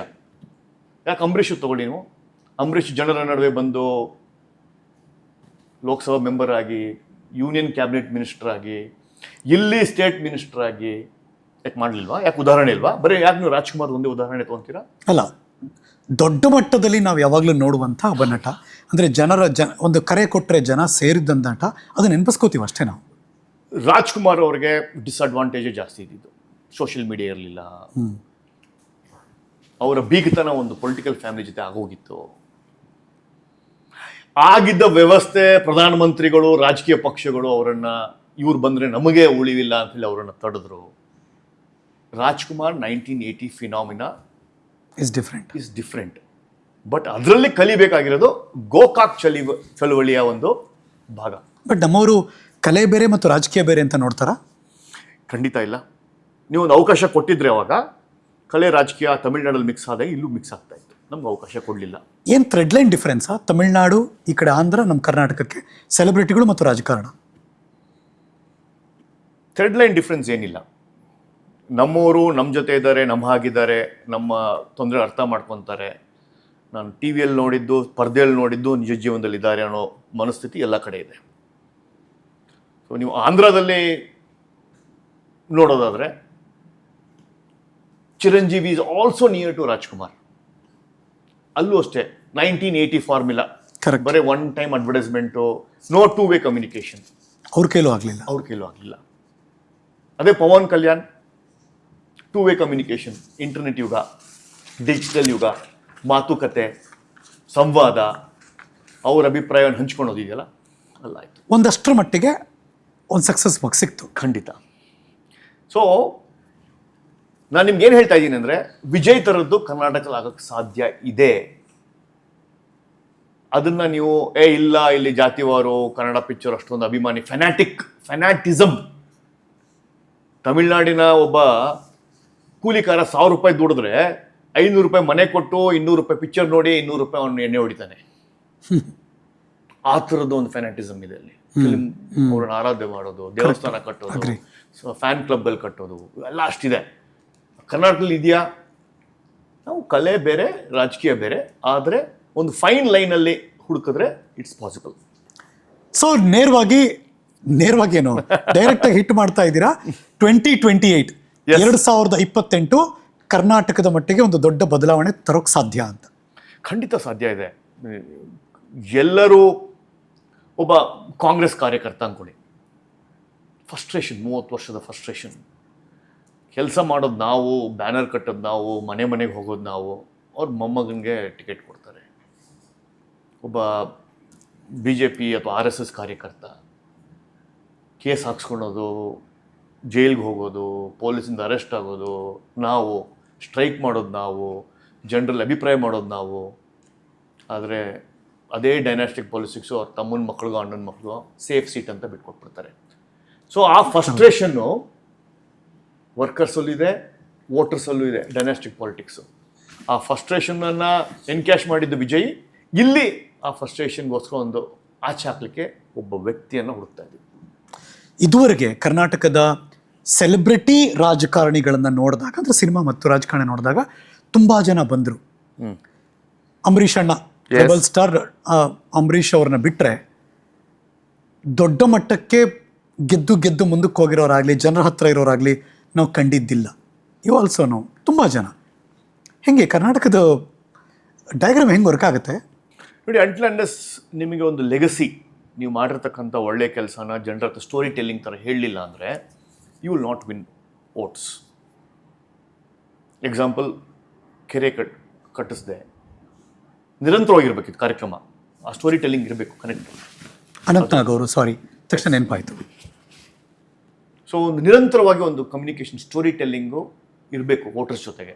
It might be a lake development, it might be a school development, R it might be a sponsorship for school, hospital, are taking ಯಾವುದೊಂದು ಕಾಸು, ರೋಡ್ ಬೇಕು ಅಂತ ಒಂದು ಕಾಸು, ಬ್ರಿಡ್ಜ್ ಬೇಕು, ಸಮ್ ಎಲೆಕ್ಟ್ರಿಸಿಟಿ, ಅಲ್ಲಿರ್ತಕ್ಕಂಥದ್ದು ಯಾವುದೋ ಒಂದು ಬೇಸಿಕ್ ವರ್ಕನ್ನು ನೀವು ಕಾನ್ಸ್ಟೆಂಟಾಗಿ ಮಾಡಿ ನಿಮ್ಮ ಸ್ಟೋರಿಯನ್ನು ನೀವು ತೋರಿಸ್ತಾ ಇದ್ರೆ ದಟ್ಸ್ ಅ ಕಮ್ಯುನಿಕೇಷನ್. ನೀವು ಎಷ್ಟು ಜನ ಹೆಸರು ತೊಗೊಂಡ್ರಲ್ಲ, ಅದು ಕೇವಲ ಒಂದು ರಾಷ್ಟ್ರೀಯ ಪಕ್ಷ ಚಿಹ್ನೆಯಲ್ಲಿ ನನಗೆ ಯಾರೋ ಪರಿಚಯ ಇದ್ದರೆ ಸೀಟ್ ತೊಗೊಂಡಿದ್ದೀನಿ ಅನ್ನೋದು, ನನ್ನ ಕಾಂಟ್ಯಾಕ್ಟ್ಸ್ ಇದೆ ನನ್ನ ಸೀಟ್ ತೊಗೊಂಡಿದ್ದೀನಿ ಅನ್ನೋದೇ ಹೊರತು ಸಮಾಜಕ್ಕೆ ಕೊಡುಗೆ ಶೂನ್ಯ, ಅಥವಾ ಪಬ್ಲಿಕ್ ವರ್ಕ್ಸ್ ಕೆಲಸ ಝೀರೋ. ಸೊ ಜನರ ಜೊತೆ ಇರಬೇಕು, ಜನರ ಜೊತೆ ಜನರಿಗೆ ಸ್ಪಂದಿಸಬೇಕು. 100%. You need a communication, you need a story, you need something to talk, you need a narrative. It's all about storytelling. It's all about what you have done. 2 ದಿನ P R ಮಾಡ್ಬೋದು, 3 ದಿನ ಪಿ ಆರ್ ಮಾಡ್ಬೋದು, ಆಮೇಲೆ P R ಟುಸ್ ಆಗ್ಬಿಡುತ್ತೆ. ಆ P ಆರ್ನು ನೀವು strong ಆಗಿ hold ಮಾಡಬೇಕು ಅಂದರೆ ನಿಮ್ಮ ಕತೆ ಪುಸ್ತಕ, ನೀವು ಮಾಡಿರ್ತಕ್ಕಂಥ ಬುಕ್ಕು ತುಂಬಿರಬೇಕು. ವಿಜಯ್ ಮಾಡಿದ್ದೇನು? ವಿಜಯ್ ಅನೇಕ ಎಜುಕೇಷನಲ್ ಸ್ಕಾಲರ್ಶಿಪ್ಪನ್ನು ಕೊಡ್ಕೊಂಡು ಬಂದಿದ್ದಾರೆ. ವಿಜಯ್ ಅನೇಕ ನೀಡಿ ಹಾಸ್ಪಿಟಲ್ ಮೆಂಬರ್ಸ್ಗೆ ದಾನ ಮಾಡ್ಕೊಂಡು ಬಂದಿದ್ದಾರೆ. ಕ್ಯಾನ್ಸರ್ ಹಾಸ್ಪಿಟಲ್ ಆಗಿರ್ಬೋದು, ನನಗೆ ಅದೊಂದು ಆಪ್ರೇಷನ್ ಆಗಬೇಕು, ಕೈಯಾಗಿ ಕಟ್ಟಾಗಿದೆ, ಆರ್ಟಿಫಿಷಿಯಲ್ ಹ್ಯಾಂಡ್ ಕೊಡಿಸೋದಾಗಿರ್ಬೋದು, ಅವನಿಗೆ ಕೆಲಸ ಇಲ್ಲ, ಆಟೋ ಕೊಡಿಸೋದಾಗಿರ್ಬೋದು, ಯಾರೋ ಫಾರಿನ್ಗೆ ಹೋಗಬೇಕು, ಎಲ್ಲಾಗ ಹೋಗಿದೆ, ಟಿಕೆಟ್ ಇಲ್ಲ ಅಂತ ಹೇಳಿದಾಗ ಟಿಕೆಟ್ ಮಾಡಿಸ್ಕೊಡೋದಾಗಿರ್ಬೋದು. ಅವರ ಸ್ಟೋರಿ ಟೆಲ್ಲಿಂಗ್ ಬುಕ್ಕು ಫುಲ್ ಇದೆ. ನಿಮ್ಮ ಸ್ಟೋರಿ ಟೆಲ್ಲಿಂಗ್ ಬುಕ್ಕು ಕೇವಲ ನನಗೆ ಮುಖ್ಯಮಂತ್ರಿ ಮಗ ಪರಿಚಯ, ನನಗೊಂದು ಸೀಟ್ ಸಿಗ್ಬೋದು, ನಾನು ಆ ಪಕ್ಷದಲ್ಲಿ 2 ದಿನ ಪ್ರಚಾರ ಮಾಡಿದ್ದೀನಿ, ನನಗೆ ಸೀಟ್ ಸಿಗ್ಬೋದು, ನನಗೆ ಡೆಲ್ಲಿಯವರು ಯಾರೋ ಪರಿಚಯ ಇದ್ದಾರೆ, ನನಗೆ ಸೀಟ್ ಸಿಗ್ಬೋದು, ಪಾರ್ಟಿ ಫಂಡ್ 3 ಕೋಟಿ ಕೊಟ್ಟರೆ ನಂಗೆ ಸೀಟ್ ಸಿಗುತ್ತೆ ಅನ್ನೋ ಭ್ರಮೆಯಲ್ಲಿ ಮಾತ್ರ ಈಗ ನೀವು ಹೆಸರು ತೊಗೊಂಡ್ರವ್ರು ಮಾತ್ರ ಬದುಕಿರೋದು. ಇದೆಲ್ಲ ಅವ್ರಿಗೆ ಗೊತ್ತಿಲ್ವಾ? ಗೊತ್ತಿರಲಿಲ್ಲ. Difference between being a real leader and just getting a ticket is different. Anybody can get a ticket. ಗೆಲ್ತೀರಾ, ಸೆಕೆಂಡ್ ಟೈಮ್ ಗೆಲ್ತೀರಾ? ಇಲ್ಲ. That's hole story. ವಿಜಯ್ದು ಪುಸ್ತಕ ತುಂಬಿತ್ತು, ಕತೆಗಳ ಪುಸ್ತಕ, ನರೇಟಿವ್ ತುಂಬಿತ್ತು, ಸ್ಟೋರಿ ಟೆಲ್ಲಿಂಗ್ ತುಂಬಿತ್ತು. He did it. ಇವಾಗಲೇ UGC ಬಗ್ಗೆ ಮಾತಾಡಿದ್ರಿ. Actually good thought. ನನಗೆ ತಕ್ಷಣ ಅನಿಸಿದ್ದು, ಆ UGC ಏನಿದೆ, ಯಾರು ಡ್ರೈವ್ ಮಾಡೋರು ಇಲ್ಲಿ? UGC is user-generated content both on social media, WhatsApp, any communication. ಯಾರಾದರೂ ಚಾಲನೆ ಕೊಡಬೇಕಲ್ಲ. ಅದು ವೋಟರೇ, ಅಭಿಮಾನಿನೇ ಕೊಡಬೇಕು. ನೀವು ಯಾವುದೋ ವಾರ್ ರೂಮಲ್ಲಿ ಕೂತ್ಕೊಂಡು ನಿಮ್ಮ ಡಿಜಿಟಲ್ ರೂಮ್ PR ಟೀಮ್ ಕೊಡೋದು 10 ಜನದಿಂದ 1000 ಜನಕ್ಕೂ ಹೋಗ್ಬೋದು. ಅದೇ 10,000 ಜನದಿಂದ ಎಷ್ಟು ಜನಕ್ಕೆ ಹೋಗ್ಬೋದು? ನೀವು 10,000 ಜನಕ್ಕೆ ಕಳಿಸ್ಬಿಟ್ಟು ಒಂದು ವಾರ್ ರೂಮಲ್ಲಿ ಕೂತ್ಕೊಂಡು ಇವತ್ತು ಇದು ಕಂಟೆಂಟ್ ಹಾಕ್ರಿ ಅಂತ ಮಾಡಿದ್ರೆ ಅದಕ್ಕೆ ಸೀಮಿತವಾದ ಆಯುಷ್ಯ. ಮಾರ್ಕೆಟಿಂಗಲ್ಲಿ ಒಂದು ತುಂಬ ಗುಡ್ ಲೈನ್ ಇದೆ. Good mouth travels slow, fast bad mouth travels faster. You require more good mouths. ನಿಮ್ಮ good mouth paid good mouth, ರೂಮಲ್ಲಿ ಕೂತ್ಕೊಂಡು ಮಾತಾಡ್ತಾ ಇರೋದು. Good mouth travels faster. You have many more good mouths. ತುಂಬ ಜನ good mouth ಮಾತಾಡೋರಿದ್ರೆ ಅದೇ this election is all about UGC. Remotest person ತಮಿಳ್ನಾಡಿನ ಒಂದು ಕುಗ್ರಾಮದಲ್ಲಿ ವಿಜಯ್ ಬಗ್ಗೆ ವಿಡಿಯೋ ಮಾಡಿ ಹಾಕಿರೋನೇ, ಅವನೇ ಬ್ರ್ಯಾಂಡ್ ಮ್ಯಾನೇಜರು, ಅವನೇ ಪಬ್ಲಿಸಿಸ್ಟು, ಅವನೇ ಒಬ್ಬ ಕಾರ್ಯಕರ್ತ, ಅವನೇ ಎಲ್ಲವನ್ನು ಮಾಡಿರ್ತಕ್ಕಂಥದ್ದು ಆ ಕೊನೆಯ ಬೂತ್ ಮಟ್ಟದ ಅಭಿಮಾನಿ ಸಂಘದ ವಿಜಯ್ನ ಅಭಿಮಾನಿ. ಈ ಸಾಮಾನ್ಯವಾಗಿ ಸಿನಿಮಾ ರಿಲೀಸ್ ಆಗ್ತಾ ಇದ್ರೆ, ಸಿನಿಮಾ ಹೀರೋ ಆಗಿದ್ರೆ ಈ ಮಾರ್ಕೆಟಿಂಗ್ ಬಗ್ಗೆ, ಪ್ರಮೋಷನ್ ಹೆಂಗೆ ಮಾಡೋದು, ಹೆಂಗೆ ರೀಚ್ ಮಾಡಿಸೋದು, ಸೊ ದಟ್ ಥಿಯೇಟ್ರಿಗೆ ಬಂದವರು ಜನ ನೋಡಲಿ ಅನ್ನೋದಿರುತ್ತೆ. ವಿಜಯ್ ಮಾಡಿದ್ದು ಆ ಸ್ಟ್ರಾಟಜಿ, ಅದನ್ನೇ ಸೇಮ್ ಪೊಲಿಟಿಕಲ್ಗೂ ಅವರು ಅನ್ವಯ ಮಾಡಿದ್ರ? ಹೌದು, ಮಾಡಿದ್ದಾರೆ. What you feel? ಏನು ಹೆಂಗೆ? ಖಂಡಿತ ಮಾಡಿದ್ದಾರೆ. ಹೆಂಗೆ, ಏನು ಕರಿತೀರಿ ಅದನ್ನು ಆ್ಯಕ್ಚುಲಿ ನೀವು? ನಾವು ಅದನ್ನು ಲೈಟ್ನಿಂಗ್ ಮಾರ್ಕೆಟಿಂಗ್ ಅಂತ ಕರಿತೀವಿ. ಏನು ಎಕ್ಸಾಂಪಲ್ ಅಂದರೆ, ನಾನು ನಿಮಗೆ ಮೊಬೈಲ್ ಉದಾಹರಣೆ ಕೊಡೋದಾದರೆ, 10 ವರ್ಷದ ಶ್ರಮ ಅಥವಾ 5 ವರ್ಷದ ಶ್ರಮ ಒಂದು ಆ್ಯಪಲ್ ಪ್ರಾಡಕ್ಟ್ ತೆಗಿಲಿಕ್ಕೆ ಅದ್ರದ್ದು R&D ನಡೆದಿರುತ್ತೆ. ಆಯಿತು, ಆ್ಯಪಲ್ ಪ್ರಾಡಕ್ಟ್ ಅನ್ಕೊಳ್ಳೋಣ. ಆ ಶ್ರಮದ ಬಗ್ಗೆ ಯಾರು ಮಾತಾಡಲ್ಲ. ಅದು ಲಾಂಚ್ ಆಗೋಕ್ಕೂ ಮುಂಚೆ 15 ದಿನ ಅದ್ರ ಬಗ್ಗೆ ಬೊಂಬಾರ್ಡ್ ಮಾಡ್ತಾರಲ್ಲ. ಕರೆಕ್ಟು. ಎಲ್ಲರೂ ಬಾಯಲ್ಲಿ ಮಾತು, iPhone 17 ಲಾಂಚ್ ಆಗಿದೆ ಗುರು, iPhone 17 ಲಾಂಚ್ ಆಗಿದೆ, ಮ್ಯಾಕ್ಸ್ ಆಗಿದೆ, ಪ್ರೋ ಮ್ಯಾಕ್ಸ್ ಆಗಿದೆ, ಆರೆಂಜ್ ಕಲರ್ ಬಂದಿದೆ. ಎಲ್ಲವನ್ನೂ ಮಾತಾಡ್ಬೇಕಾದ್ರೆ ಒಂದು ಆ ಲೈಟ್ನಿಂಗ್ ಮಾರ್ಕೆಟಿಂಗ್ ಮಾಡ್ತಾರೆ. ಒಂದ್ಸಲಿ ಠಕ್ ಅಂತ ಹೊಡಿತಾರೆ. ಎಕ್ಸಾಂಪಲ್ ಆ್ಯಪಲ್ ಬಿಟ್ಬಿಡಿ. ನಮ್ಮ ಕರ್ನಾಟಕದ ಬೆಂಗಳೂರಿನ ಒಂದು ಪ್ರಸಿದ್ಧ ರಾಮೇಶ್ವರಂ ಕೆಫೆ ಬಗ್ಗೆ ಮಾತಾಡೋಣ. ಅವ್ರು 2 ವರ್ಷ ಇದ್ರು ಅವರು ಹೋಟ್ಲ್ ಇಂಡಸ್ಟ್ರಿಯಲ್ಲಿ. ಸಡನ್ನಾಗಿ 90,000 ಒಂದು ಎಲೆಕ್ಟ್ರಾನಿಕ್ ಸಿಟಿಯಲ್ಲಿ ಓಪನ್ ಮಾಡಿದಾಗ ಆಗಿದ್ದು ಲೈಟ್ನಿಂಗ್ ಮಾರ್ಕೆಟಿಂಗ್. ಒಂದೇ ಸಲ ಸೋಷಿಯಲ್ ಮೀಡಿಯಾ ಮಾರ್ಕೆಟಿಂಗ್ ಕಂಟೆಂಟ್ ಇತ್ತು ಅವರಲ್ಲಿ, ಕ್ವಾಲಿಟಿ ಬಗ್ಗೆ ಎಲ್ಲ ಇತ್ತು. ಒಂದೇ ಸಲ ಮಾತಾಡಿದಾಗ 35 ಕಿಲೋಮೀಟರ್ ದೂರದಲ್ಲಿರುವ ಜನಕ್ಕೆ ಜಾತ್ರೆ ಜನ ಸೇರಿದ್ರು. ಸೊ ಇದನ್ನ ಫಿಲ್ಮ್ ಸ್ಟಾರ್ಸು ಮತ್ತು ವಿಜಯ್ ತುಂಬ ಚೆನ್ನಾಗಿ ಅರ್ಥ ಮಾಡ್ಕೊಂಡಿದ್ದಾರೆ.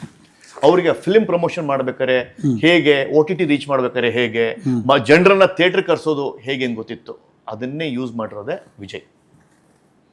That lightning marketing is all about with Tamil Nadu story, and that story can also be done in Karnataka. ಈಗ ಬರ್ತೀನಿ ನಾನೀಗ. ಇದೇ ನೀವು ಹೇಳ್ತಿರುವಂಥ ಲೈಟ್ನಿಂಗ್ ಮಾರ್ಕೆಟಿಂಗ್. ಈಗ ನನ್ನ ನೇರವಾದ ಪ್ರಶ್ನೆ, ಕರ್ನಾಟಕಕ್ಕೆ ಆ ಚಿತ್ರಣಕ್ಕೆ ಹೊಂದುವಂಥ ಯಾರಾದರೂ ಆ ಹೀರೋ ಇದ್ದಾರಾ? ತುಂಬ ಜನ ಇದ್ದಾರೆ, ಆದರೆ ನಾವು ಅವಾಗಲೇ ಮಾತಾಡ್ತಾ ಇದ್ವಿ, ಯಾರು ಕಾಫಿ ಕುಡಿಬೇಕಾರೆ ನಾವು ನೀವು. ನಾನೀಗ ಹೇಳ್ತೀನಿ ಬೇಕಾದ್ರೆ ಹೆಸರು ಬೇಕು. ಇತ್ತೀಚೆಗೆ ಈಗ ಒಂದಷ್ಟು ದಿನದಿಂದ ಮೀಡಿಯಾದಲ್ಲಿ ಕೂತು ಮಾತಾಡ್ತಿರೋದು, ಎಲ್ಲರೂ ಮಾತಾಡಿಸ್ತಾ ಇರೋದು ಉಪೇಂದ್ರ ಅವ್ರನ್ನ. ಉಪೇಂದ್ರ ಅವರ ಬಿಗ್ ಪ್ರಜಾಕೀಯ, ನಾನು ಅವರ ಬಿಗ್ ಫ್ಯಾನ್, ಅವರ ಅಭಿಮಾನಿ. ಬಟ್ ಅವರ political journey is a failure, and it will be a failure, and it will not go. ತುಂಬ ಐಡಿಯಲಿಸ್ಟಿಕ್ ಆಗಿ ಮಾತಾಡ್ತಾರೆ ಅವರು. ಜನಕ್ಕೆ ಅದೆಲ್ಲ ಒಪ್ಪಿಗೆ ಇಲ್ಲ. ಟೆಕ್ಸ್ಟ್ ಬುಕ್ಕಲ್ಲಿ, ಬ್ಲೂ ಪ್ರಿಂಟಲ್ಲಿ ಉಪೇಂದ್ರ ಅವ್ರ ಮಾತು ಚೆನ್ನಾಗಿದೆ, ಆದರೆ ನಮ್ಮ ಜನರಿಗೆ ಬೇಕಾಗಿರೋದು ಆ್ಯಕ್ಷನ್. ನಾಳೆ ಏನು ಅವ್ರ ಪ್ರಕಾರ ಆ್ಯಕ್ಷನ್ನ ನೀವು ಇನಿಷಿಯೇಟ್ ಮಾಡಿ ಅಂತಾರೆ ಜನ. ಇಲ್ಲ, ನೀವಾಗೇ ಇನಿಷಿಯೇಟ್ ಮಾಡೋದು ಇಂಪಾರ್ಟೆಂಟ್. ನೀವು ಪುಸ್ತಕದ ಪ್ರಕಾರ ಉಪೇಂದ್ರ ಮಾತಾಡ್ತಾ ಇದ್ರೆ ಪೆನ್ನು ಪೇ ಬಿಟ್ಕೊಂಡು ಬರ್ಕೋಬೇಕು ಅನ್ಸುತ್ತೆ. ಹಿಂಗೆ ಮಾಡಬೇಕು, ಗ್ರಾಮ ಪಂಚಾಯತಿ ಮೆಂಬರ್ ಹಿಂಗಿರಬೇಕು, ಮೆಂಬರ್ 5 ಜನ ಮಾಡಬೇಕು, ಈ ಥರದ ಕತೆ ಇರುತ್ತೆ. ಅಣ್ಣಾ ಹಜಾರೆ ಫೇಲ್ ಆಗಿದ್ದು ಈ ಐಡಿಯಲಿಸ್ಟಿಕ್ ನೇಚರಿಂದನೇ. ಕಮಲ್ ಹಾಸನ್ ಫೇಲ್ ಆಗಿದ್ದು ಈ ಐಡಿಯಲಿಸ್ಟಿಕ್ ನೇಚರಿಂದನೇ. ಎಲ್ಲವೂ ಟೆಕ್ಸ್ಟ್ ಬುಕ್ ಥರ. It doesn't work. ಎಡುತ್ತಿರೋದು ಎಲ್ಲಿ ಆಗಿದ್ರೆ? ಎಡುತ್ತಿರೋದು ನೀವು ಜನರ ಜೊತೆ ಇದ್ದು ನೀವು ಆ ಕೆಲಸ ಮಾಡ್ದಾಗ್ಲೇ, ಸೊಲ್ಯೂಷನ್ ಕೊಟ್ಟಾಗ್ಲೇ. ನಂಗೆ ನಾಳೆ ಬೇಕು ಗುರು ಸೊಲ್ಯೂಷನ್ನು, ನೀನು ಪುಸ್ತಕದ ಬದನೇಕೆ ಹೇಳ್ಬೇಡ ನನಗೆ. ನೀವು ಕ್ವಶನ್ ಮಾಡಬೇಡಿ, ನೀವು ಓನರ್ಶಿಪ್ ತಗೊಳ್ಳಿ, ನೀವು ಲೀಡರ್ಶಿಪ್. ಅದೇ ರಾಂಗ್ ಅಂತ. ವಿಜಯ್ ಆ ಥರ ಮಾಡಲಿಲ್ಲ, ಲೀಡರ್ಶಿಪ್ ನೀವು ತಗೊಳ್ಳಿ ಅಂತ. ನಾನು ನಿಮ್ಮ ಪರ ಇದ್ದೀನಿ, ಹೇಳಿ ಏನು ಮಾಡಬೇಕು, ಸಲಹೆ ಕೊಡಿ. ಓಕೆ, ಲೀಡ್ ನಾನು ಮಾಡ್ತೀನಿ, ನಾನು ಲೀಡ್ ಮಾಡ್ತೀನಿ. ಅದು ಐಡಿಯಲಿಸ್ಟಿಕ್ ವಾತಾವರಣ. ಉಪೇಂದ್ರಗೊಂದು ಚಾನ್ಸ್ ಇತ್ತು. ಯಾವಾಗ? 2018 ಇತ್ತು. ಓಕೆ. ಯಾವಾಗ 3 ಪಾರ್ಟಿ ಸಿಸ್ಟಮ್, JDS ಕಿತ್ತಾಟ, ಕಾಂಗ್ರೆಸ್ದು ಕಿತ್ತಾಟ, ಕೋಲಿಷನ್ ಗೌರ್ಮೆಂಟ್ ವರ್ಕ್ ಆಗ್ತಾ ಇರಲಿಲ್ಲ, ಲಾಟ್ ಆಫ್ ಕರಪ್ಷನ್ ಚಾರ್ಜಸ್ ಇತ್ತು, ಎಲ್ಲವೂ ಇತ್ತು. ಹೊಸ ಸ್ಪೇಸ್ ಹುಡುಕಾಟದಲ್ಲಿ ಜನ ಇದ್ರು 2018 ಇತ್ತು. ಆದರೆ ಇವರು ತುಂಬ ಟೆಕ್ಸ್ಟ್ ಬುಕ್ ಓರಿಯೆಂಟೆಡ್ಡು, ತುಂಬ ಕಾಂಪ್ಲಿಕೇಟೆಡ್ಡು, ಪೆನ್ನು ಪೇಪರ್ ಇಟ್ಕೊಂಡು ನಿಘಂಟುಗಳನ್ನು ಹಿಡ್ಕೊಂಡು ಓಪನ್ ಮಾಡಿ ಇವ್ರು ಹೇಳಿದ ಏನು ಅರ್ಥ ಮಾಡಿಕೊಂಡು ಅವ್ರ ಪಿಕ್ಚರ್ ಥರನೇ ಮಾರ್ಮಿಕವಾಗಿ ಮಾತಾಡೋದು, ಗುಟ್ಟೊಳಗೆ ಇನ್ನೊಂದು ಗುಟ್ಟು. ಅದು ಅಂದರೆ ಜನಕ್ಕೆ ಕ್ಲಿಷ್ಟ ಆಗೋಯ್ತದು ಅಂತ. ಹೌದು. Upendra might be a good human being, ಅವ್ರ ಇಂಟೆಂಟ್ ಮೈಟ್ ಬಿ ಗುಡ್. ಅವ್ರ ಜೊತೆ ನಾನು ಕೆಲಸ ಮಾಡಿದ್ದೇನೆ. ಅವರನ್ನು ನಾನು ಬಿಗ್ FM ರಾಯಭಾರಿಯಾಗಿ ಮಾಡಿದ್ದೇನೆ. ಐಶ್ವರ್ಯ ಪಿಕ್ಚರ್ ಡಿಸ್ಟ್ರಿಬ್ಯೂಷನ್ ಮಾಡಿದ್ದೇನೆ. ಅವರ UI ಪಿಕ್ಚರಲ್ಲಿ ನಾನು ಆ್ಯಕ್ಟ್ರಾಗಿ ಒಂದು ಸ್ಮಾಲ್ ಪಾತ್ರ ಮಾಡಿದ್ದೇನೆ.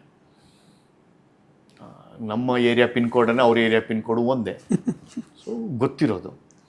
ಸೊ ಫಾರಿನ್ ಟ್ರಾವೆಲ್ ಮಾಡಿದ್ದೇನೆ. I have work with him. But idealistic formula Prajakeeya looks very good on paper, but not on ground reality. ಯಾವತ್ತಾರು ಡೈರೆಕ್ಟಾಗಿ ಹೇಳೋ ಪ್ರಯತ್ನ ಮಾಡಿದ್ರೆ? ಉಪೇಂದ್ರ ಯಾರಿಗೇನು ಹೇಳೋಕ್ಕಾಗಲ್ಲ. ಅವರೇ ಒಂದು ಡ್ರೀಮಿ ವರ್ಲ್ಡಲ್ಲಿ ಇರ್ತಾರೆ. ಅವರು ಟಾಪ್ 10 ಡೈರೆಕ್ಟರ್ಸ್ ಆಫ್ ದ ವರ್ಲ್ಡಲ್ಲಿ, yes, he is there in that. But on ground reality no. ಅವ್ರ ಮಾತಿಗೆ ವಾದ ಮಾಡೋಕ್ಕಾಗತ್ತೆ ನಿಮ್ಮ ಕೈಲಿ? ಅದೇ ಟೆಕ್ಸ್ಟ್ ಬುಕ್ಕಲ್ಲಿ ಮಾತಾಡ್ತಾರೆ ಅವರು. ನೀವು ಸೋಲ್ತೀರ ನೀವು. ನಂಗೆ ಸೋಲಕ್ಕೆ ಇಷ್ಟ ಇಲ್ಲ. ಸೊ ಅಟೆಂಪ್ಟೇ ಮಾಡಿಲ್ಲ ನೀವು. ರಾಜಕೀಯ ಪಕ್ಷವಾಗಿ ಅನೇಕರು ಅವರನ್ನ ಸೇರ್ಕೋಬೇಕು ಅಂದಾಗ ಮೆಸೆಂಜರ್ ಆಗಿ ಹೋಗಿದ್ದೀನಿ. ಓಕೆ. ಕೇಳಿಸಿಕೊಳ್ಳುವ ಮನಸ್ಥಿತಿ ಅವ್ರಿಗಿತ್ತ? ಇತ್ತು. ಓಕೆ. ಆದರೆ ಒಂದು ಕಾಲು ನಾನೇನೋ ಸಾಧಿಸ್ತೀನಿ, ಪ್ರಜಾಕೀಯದಲ್ಲಿ ಏನೋ ಒಂದು ಹೊಸತನ ತರ್ತೀನಿ ಅಂದ ಒಂದು ಎಲ್ಲೋ ಒಂದು ಕಡೆ ಇದ್ದಾಗ money see political party requires arc light. ಅಂದರೆ ಅದನ್ನು ಬರ್ನ್ ಮಾಡೋಕ್ಕೆ ಒಂದು ಫ್ಯೂಲ್ ಬೇಕು, ಫಂಡಿಂಗ್ ಬೇಕು. ಸೆಲ್ಫ್ ಫಂಡೆಡ್ ಸೋಷಿಯಲಿಸಮ್ ವರ್ಕ್ ಆಗೋದಿಲ್ಲ. ಕರ್ನಾಟಕದ ಕೊನೆಯ socialism leader is mister Siddaramaiah. ಅದು ಬರ್ದಿಟ್ಕೊಂಬಿಡಿ. ಓ ಹಂಗ ಭವಿಷ್ಯ ಹೇಳಕ್ಕೆ ಶುರು ಮಾಡ್ಬಿಟ್ರಿ. ಭವಿಷ್ಯ ಅಂತಲ್ಲ, ಅವರು ಕಾಂಗ್ರೆಸ್ ಪಾರ್ಟಿಯಲ್ಲಿದ್ದಾರೆ, ಜನತಾ ಪರಿವಾರದಿಂದ ಬಂದಿದ್ದಾರೆ. Socialism activism J P thing. ನಾವೆಲ್ಲರೂ ಒಂದು, ನಮ್ಮ ಹಕ್ಕು ನಿಮ್ಗೆಲ್ಲರಿಗೂ ಹಕ್ಕು, ಈಕ್ವಲ್ ರೈಟ್ಸ್, ಆಸ್ತಿನೂ ಈಕ್ವಲ್, ಎಲ್ಲವೂ ಈಕ್ವಲ್ ಅಂತ ಹೋರಾಟದ ಮನಸ್ಥಿತಿ ಸೋಷಿಯಲಿಸಮ್ ತಂದಿರೋದು. ಅದು ಪೊಲಿಟಿಕ್ಸ್ ಮಾಡಕ್ಕೆ ನೀವೇ ದುಡ್ಡು ಹಾಕೊಂಡು ನೀವೇ ಮಾಡಬೇಕು, ನೀವು ಇದು ಸೋಷಿಯಲಿಸ್ಟ್ ಥಾಟ್ ಉಪೇಂದ್ರ ಅವ್ರದ್ದು ಇದೆಯಲ್ಲ Prajakeeya, that will not work. 100% will not work. A leader is a leader, he has to lead. You tell me, ನಮ್ಮ ಜನ್ಸಿಗಳು ಕರ್ನಾಟಕದ ಮಟ್ಟಿಗೆ ಮಾತಾಡೋದಾದ್ರೆ ಏನು ನೋಡ್ತಿದ್ದಾರೆ ಈಗ, ಏನು ಬೇಕು ಅವ್ರಿಗೆ? ಕರ್ನಾಟಕದ Gen Z especially first time voters and second time voters, ಅವ್ರ ತಂದೆ ತಾಯಿ ಮಾತು ಕೇಳ್ತಾ ಇಲ್ಲ. ಸೇ 18 to 30 ಅವ್ರ ಏಜ್ 55 to 65 ಇರ್ತಕ್ಕಂಥ ಅವರ ಪೇರೆಂಟ್ಸ್ ಮಾತನ್ನು ಅವರು ಆಡಿದ ರೀತಿಯಲ್ಲಿ ಅವ್ರು ಆಡ್ತಾ ಇಲ್ಲ. They are thinking different.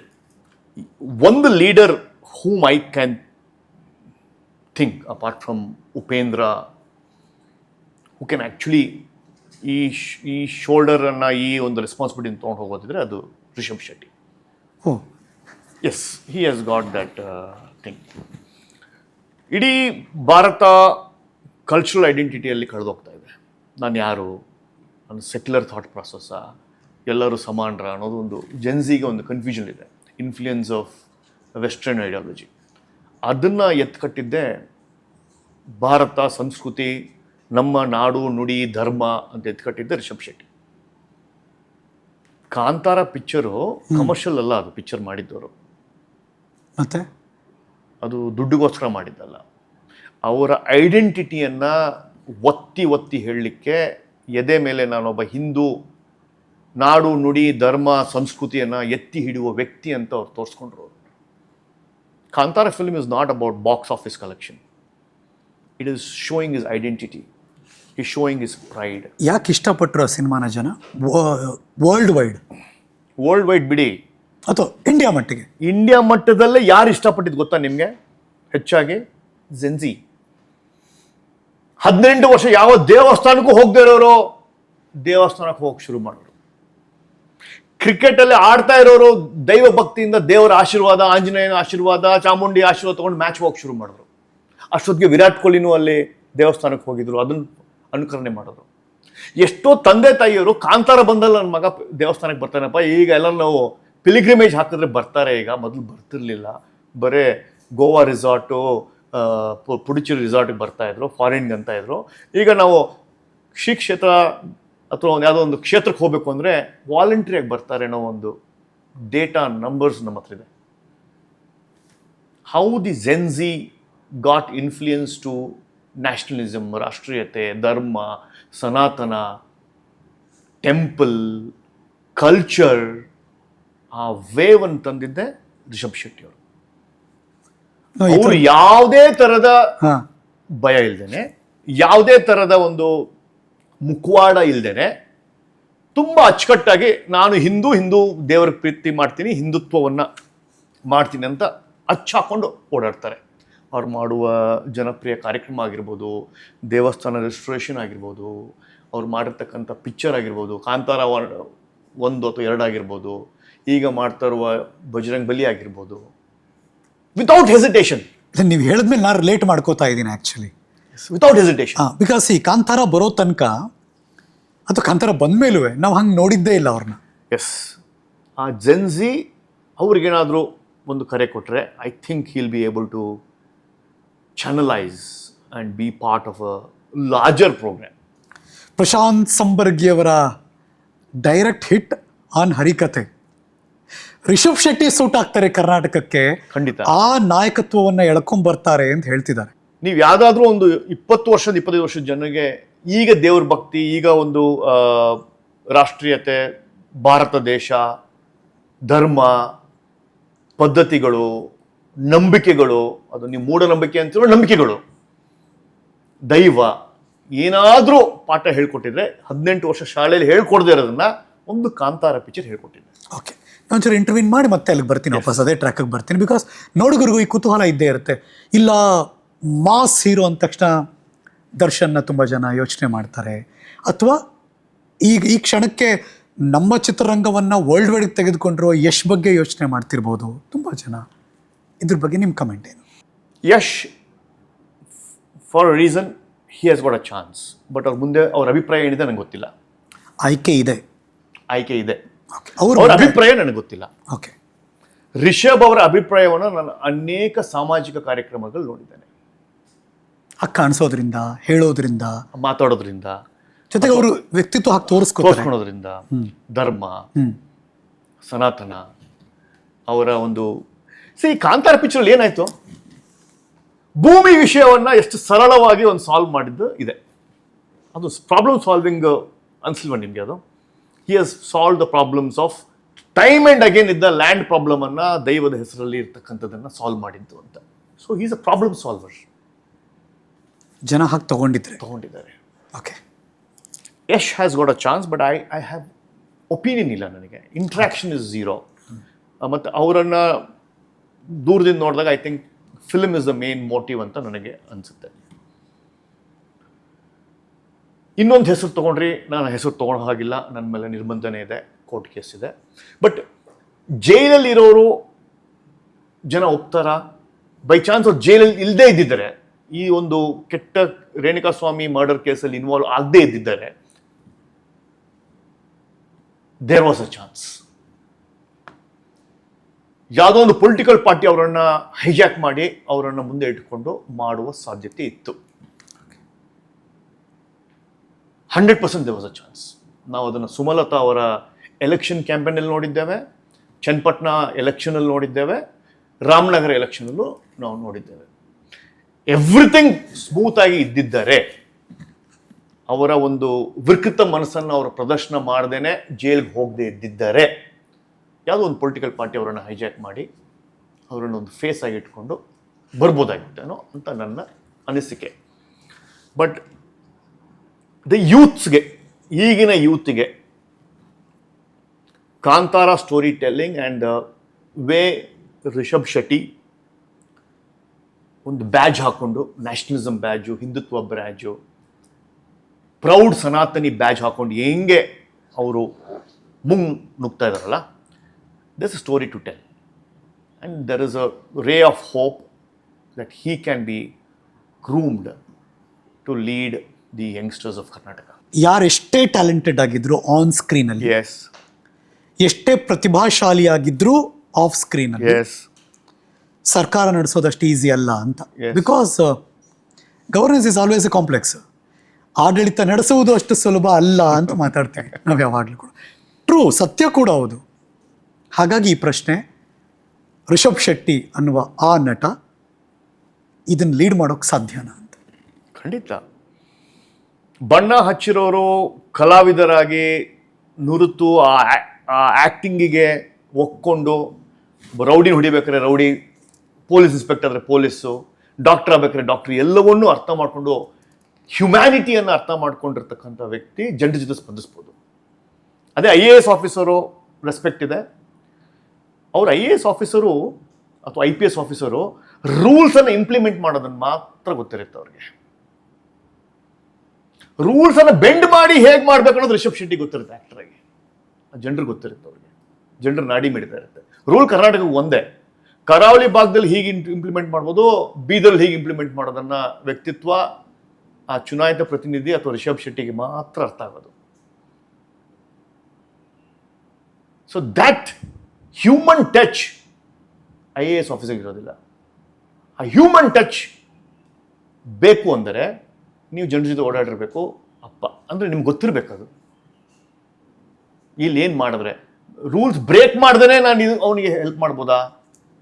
S, possible. ರೂಲೇ implement ಮಾಡಬೇಕಾ? ನಮ್ಮಲ್ಲಿ ಪ್ರಜಾಪ್ರಭುತ್ವ ಬೇಡವಾಗಿತ್ತು. ಎಲ್ಲ IAS ಆಫೀಸರ್ಸ್ ನಡ್ಸ್ಕೊಂಡು ಹೋಗ್ಬೋದಾಗಿತ್ತು. ಇಲ್ಲ, ಹಂಗಾಗಲ್ವೇ?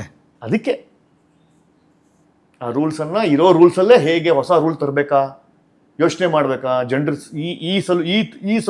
ಈ ಒಂದು ಪ್ರಾಬ್ಲಮ್ಗೆ ಒಂದು ಸೊಲ್ಯೂಷನ್ ತರಬೇಕಾ ಅನ್ನೋದು ಹುಡುಕ್ತಾ ಹೋದರೆ ಹ್ಯೂಮನ್ ಟಚ್ ಇರೋರು, ಜನರ ಜೊತೆ ಬೆರ್ತಿರೋರು, ಅದನ್ನು ಅನುಭವಿಸಿರೋರು ಬರಬೇಕು ಅಂದರೆ ಕಲಾವಿದ ಬರ್ಬೋದು ಅನ್ನೋದು ನಾನು. When is the last you met Rishab Shetty? ನೀವು ಯಾವಾಗ ಭೇಟಿ ಮಾಡಿ? ನಂಗೆ ಗೊತ್ತಿಲ್ಲ. ಇವತ್ತು ಈ ಬ್ರೇಕಿಂಗ್ನ ಏನಾದರೂ ರಿಷಬ್ ಶೆಟ್ಟರ್ ಕೇಳಿಸ್ಕೊತಾ ಇದ್ರೆ, ಅವರ ಬಳಗ ಕೇಳಿಸ್ಕೊತಾ ಇದ್ರೆ, ಏನು ಗುರು ಪ್ರಶಾಂತ್ ಸಂಬರ್ಗಿ ಹಿಂಗೆ ಡೈರೆಕ್ಟ್ ಹೇಳಿದ್ರು ಅಂತ ಅನ್ಕೋತಿರ್ತಾರೆ. ಅದಕ್ಕೆ ಕೇಳ್ತಾ ಇದ್ದೀನಿ. ನಾನು ರಿಷಬ್ ಶೆಟ್ಟಿ ಅವರನ್ನ ಹಲವು ವರ್ಷಗಳಿಂದ ಬಲ್ಲೆ. ಓಕೆ, ಅಂದ್ರೆ ಎಲ್ಲೂ ಡಿಸ್ಕಸ್ ಮಾಡಿಲ್ಲ ಈ ವಿಷಯ. ಜನರಲ್ ಆಗಿ ಮಾತಾಡ್ತೀನಿ. ಓಕೆ. ರಿಷಬ್ ಶೆಟ್ಟಿ ನಮಗೆ 2016 ಕಿರಿಕ್ ಪಾರ್ಟಿಯಿಂದ ಪರಿಚಯ ಆಯ್ತು. ಒಂದು ಆಡಿಯೋ ಕಂಪ್ನಿ ಜೊತೆ ನಡೆದ ಒಂದು ಗಲಾಟೆಗೆ ಒಂದು ಮೀಡಿಯೇಟರ್ ಆಗಿ ಹೋಗಿದ್ದು.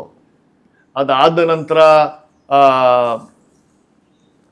ರಾಜ್ ಬಿ ಶೆಟ್ಟಿ ಅವರು ಒಂದು ಹಾಡು, ಕರೆಕ್ಟ್, ಅದೊಂದು ಅವಾಗ್ಲೂ ಒಂದು ಗಲಾಟೆ ಆಯಿತು. ಅವಾಗಲೂ ನಾನು ಹೋಗಿದ್ದು.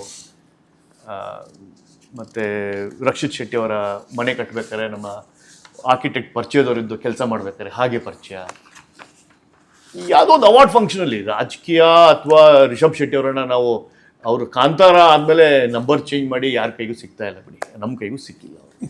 So but the way he is portraying himself in public life and in cultural life, he has a chance. he has a chance. ಅವ್ರಿಗೊಂದು And that ಅವಕಾಶ chance can be encashed.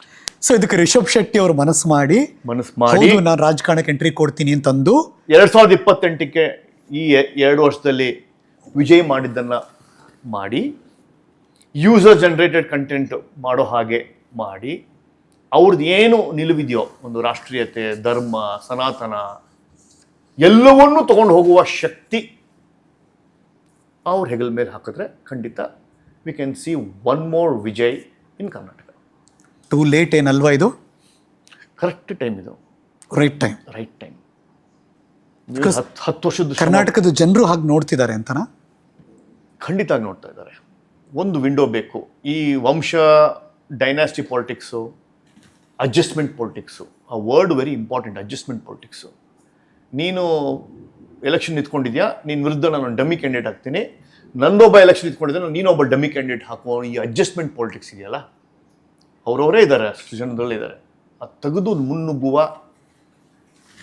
ಒಂದು ವಿಜಯ್ ಫ್ಯಾಕ್ಟರನ್ನು ನೀವು ತರಬೇಕು ಅಂದರೆ I think it is Rishab Shetty. He has got that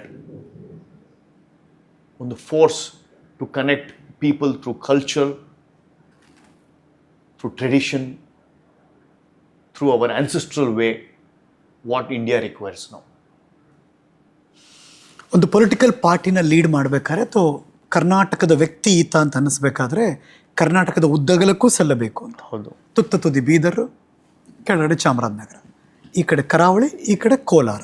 ಅಂದರೆ ಸ್ಟೇಟ್ಮೆಂಟ್ಶಿಪ್ ಅಂತೀವಲ್ಲ ಯಾವಾಗಲೂ, ರಾಜ್ಯ ನಾಯಕ ಅಂತ. ಕರಾವಳಿ ಕರೆಕ್ಟು ಅಥವಾ ಈ ಕಡೆ ಕರೆಕ್ಟು ಅಂತ ಬೇರೆಯವ್ರಿಗೆಲ್ಲ ಒಂದು ಟ್ಯಾಗ್ ಇದೆ ಯಾವಾಗಲೂ ಕೂಡ. ನಿಮ್ಮ ಪ್ರಕಾರ ರಿಷಬ್ ಶೆಟ್ಟರು ಹೇಗೆ ಹೊಂದುತ್ತಾರೆ ಅಖಂಡ ಕರ್ನಾಟಕಕ್ಕೆ? ಕರಾವಳಿ ಪಿಕ್ಚರ್ ಅಂದರೆ ಕಾಂತಾರ ಕೇವಲ ಮಂಗಳೂರು, ಉಡುಪಿ, ಉತ್ತರ ಕರ್ನಾಟಕ, ಉತ್ತರ ಕನ್ನಡ ಅಥವಾ Dakshina Kannada, some parts of ಕೂರ್ಗಳು ಮಾತ್ರ ಕಾಂತಾರ ಓಡಬೇಕಾಗಿತ್ತು. ಯಾಕೆ ಇಡೀ ಕರ್ನಾಟಕದಲ್ಲಿ ಓಡ್ತು? Cinema highest tourism in terms of religious based is in that part of the belt. ಇಡೀ ಕರ್ನಾಟಕ ಜನ ಅಲ್ಲಿ ಹೋಗುತ್ತೆ. ಕರೆಕ್ಟು. ಅಂದರೆ ಸಿನಿಮಾ ಚೆನ್ನಾಗಿತ್ತು, ಸ್ಕ್ರೀನ್ ಪ್ಲೇ ಚೆನ್ನಾಗಿತ್ತು, ಆ್ಯಕ್ಟಿಂಗ್ ಚೆನ್ನಾಗಿತ್ತು, ಕಥೆಯನ್ನು ಚೆನ್ನಾಗಿ ಹೆಣೆದಿದ್ರು, ದೈವ, ಕೋಲ ಅದೆಲ್ಲ ಹೊಸತನವನ್ನು ಈ ಭಾಗದವ್ರು ತಿಳ್ಕೊಂಡ್ರು, ಇದೆಲ್ಲವೂ ಕರೆಕ್ಟೇ. ಆದರೆ ಎಲ್ಲದರ ಜೊತೆಗೆ ಆ ನಾಯಕ ನಮ್ಮ ನಾಯಕನಾಗಬೇಕು ಅನ್ನುವ ಭಾವ ಇದೆಯಲ್ಲ, ಅದು ಹೇಗೆ ಬರುತ್ತೆ? ಹೇಗೆ ಸಪೋಸ್ ರಿಷಬ್ ಶೆಟ್ಟರು ಮನಸ್ಸು ಮಾಡಿದ್ರೆ, ನಾ ಇದು ಕೇಳ್ತಾ ಇರೋದು ಕ್ವಶನ್ ನೀವು ಹೇಳಿದ್ಮೇಲೆ. See, he's already in the hearts of the Gen Z. He's already told a story of culture. He's already told the culture of tradition. He proudly, ತುಂಬ ಹೆಮ್ಮೆಯಿಂದ ಅವರು ಅದನ್ನು ಹೆಗಲ ಮೇಲೆ ಹಾಕೊಂಡು, ಅವ್ರ ಡ್ರೆಸ್ ಆಗಿರ್ಬೋದು, ಅಟೈರ್ ಆಗಿರ್ಬೋದು ಹಾಕೊಂಡು ಒಂದು ಯುವ ಶಕ್ತಿಯನ್ನು ಅವರು ತೊಗೊಂಡಿದ್ದಾರೆ. ಅಗ್ರಿ. ಇನ್ 2 years ಅಲ್ಲಿ ಇಟ್ಸ್ ಪಾಸಿಬಲ್ ಟು ಡೂ. ಮನಸ್ಸು ಮಾಡಿದ್ರೆ ಇಟ್ಸ್ ಪಾಸಿಬಲ್ ಟು ಡೂ. ಅವ್ರು ಯಾವ ಮಾರ್ಗ ಯೂಸ್ ಮಾಡ್ತಾರೆ, ಒಂದು ರಾಷ್ಟ್ರೀಯ ಪಕ್ಷದಲ್ಲಿ ಸೇರ್ಕೊಂಡು ಇದನ್ನ ಮಾಡ್ತಾರೋ, ಇಂಡಿಪೆಂಡೆಂಟ್ ಆಗಿ ಹೋಗಿ ಮಾಡ್ತಾರೋ ಅನ್ನೋದೇ ಒಂದು ಯಕ್ಷ ಪ್ರಶ್ನೆ. That's my submission. ಅರ್ಥ ಮಾಡ್ಕೊಂಡಿರೋದು ನಾನು ಪೊಲಿಟಿಕ್ಸ್ ಅರ್ಥ ಮಾಡ್ಕೊಂಡಿದ್ದೀನಿ, ಫಿಲ್ಮ್ ಅರ್ಥ ಮಾಡ್ಕೊಂಡಿದ್ದೀನಿ. ವಿಜಯ್ ಫಿನಾಮಿನಾನ ಡಿಸೈನ್ ಮಾಡಿ ಅಲ್ಲಿ ವರ್ಕ್ ಮಾಡಿರ್ತಕ್ಕಂಥ ಪ್ರಶಾಂತ್ ಕಿಶೋರ್ ಅವರ ಟೀಮಲ್ಲಿ ಕೆಲಸ ಮಾಡಿರೋ ಜೊತೆ ಮಾತಾಡಿದ್ದೀನಿ. ಓಕೆ. ಇವೆಲ್ಲವನ್ನೂ ನಾನು ಕರ್ನಾಟಕಕ್ಕೆ ಹೋಲಿಸೋದಾದ್ರೆ I think Rishab Shetty has got a far chance to be connected to the youth and mass of Karnataka.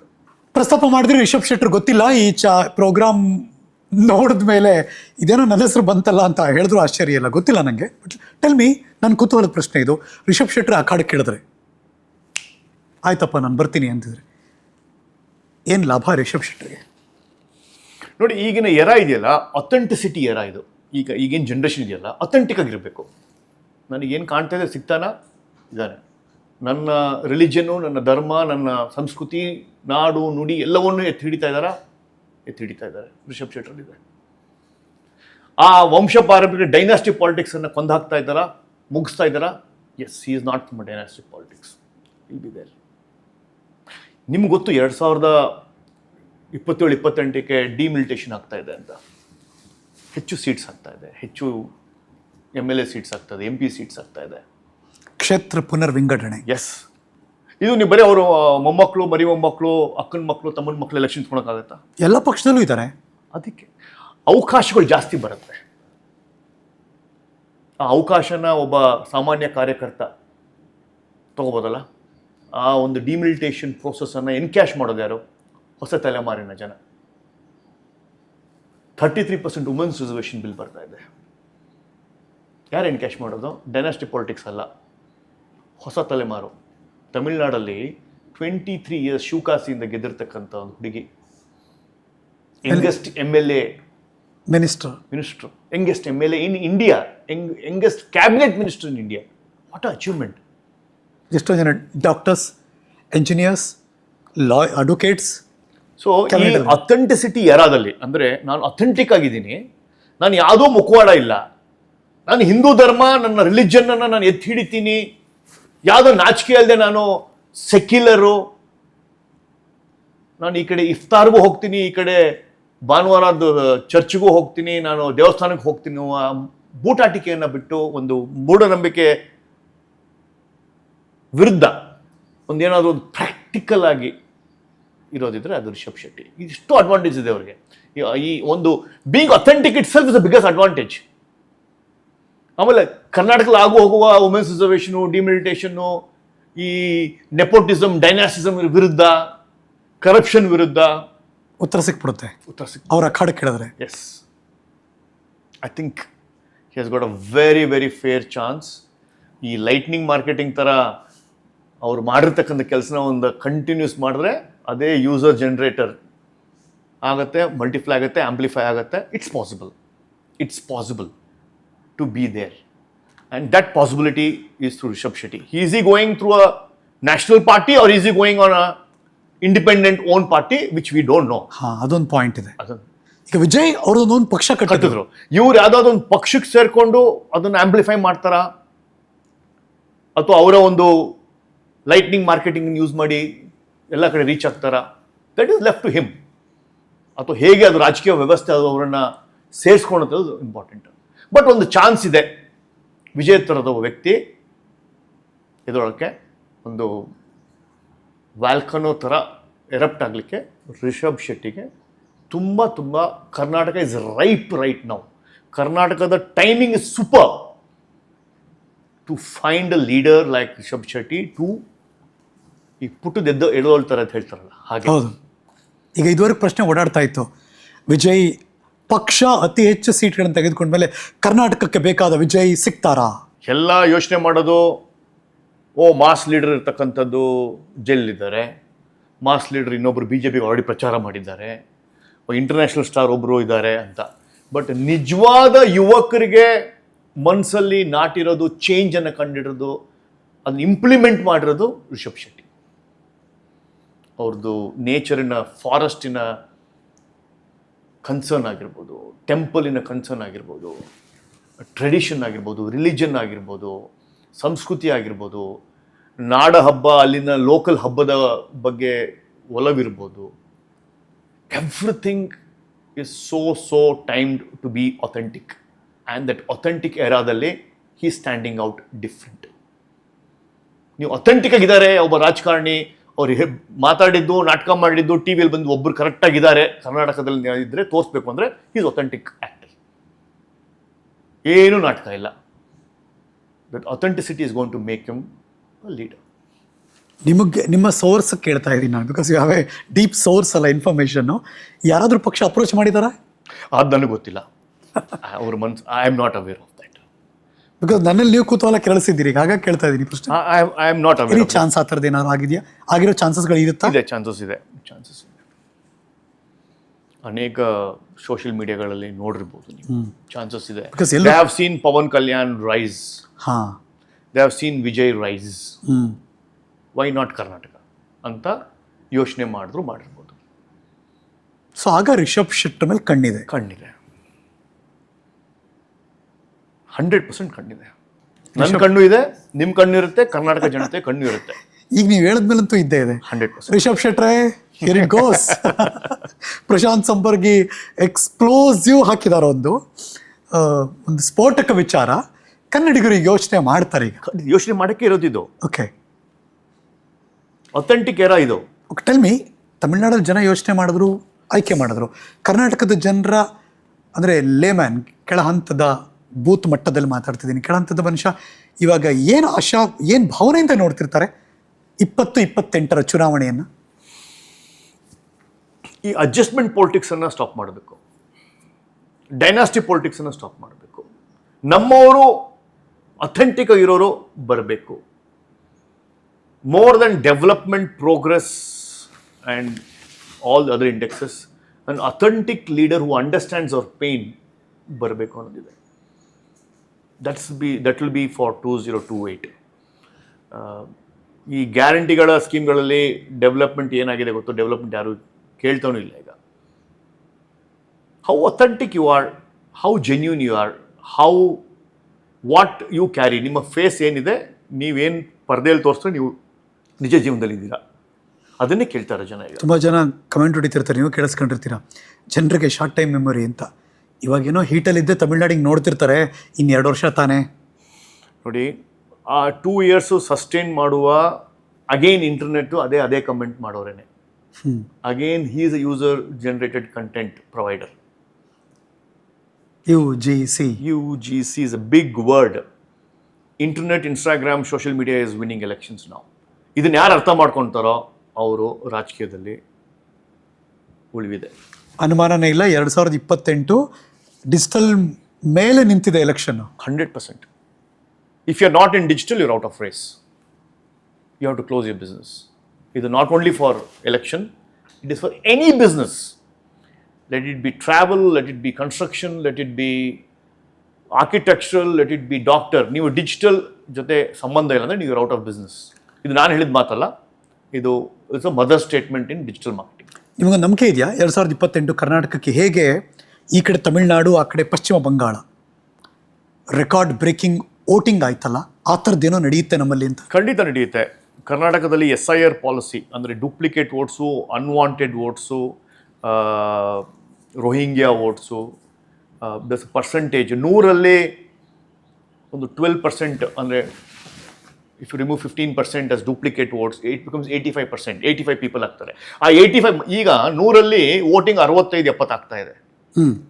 ಇದು 85ಗೆ 65-70 is 90%. ಹಾಂ, ಓಕೆ. ಸೊ ಆ ಫಾರ್ಮುಲಾ ಮೇಲೆ ವಿಲ್ ರೀಚ್ ದಟ್ 90%. ಆಮೇಲೆ obviously there will be a percentage of votes. Hospital ಇರ್ತಾರೆ, emergency ಇರುತ್ತೆ, travel ಮಾಡ್ತಾ ಇರ್ತಾರೆ,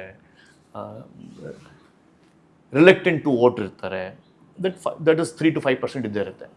100% assurance voting ಇಲ್ಲ. Even so called literate state of Kerala with 100% literacy cross 92%.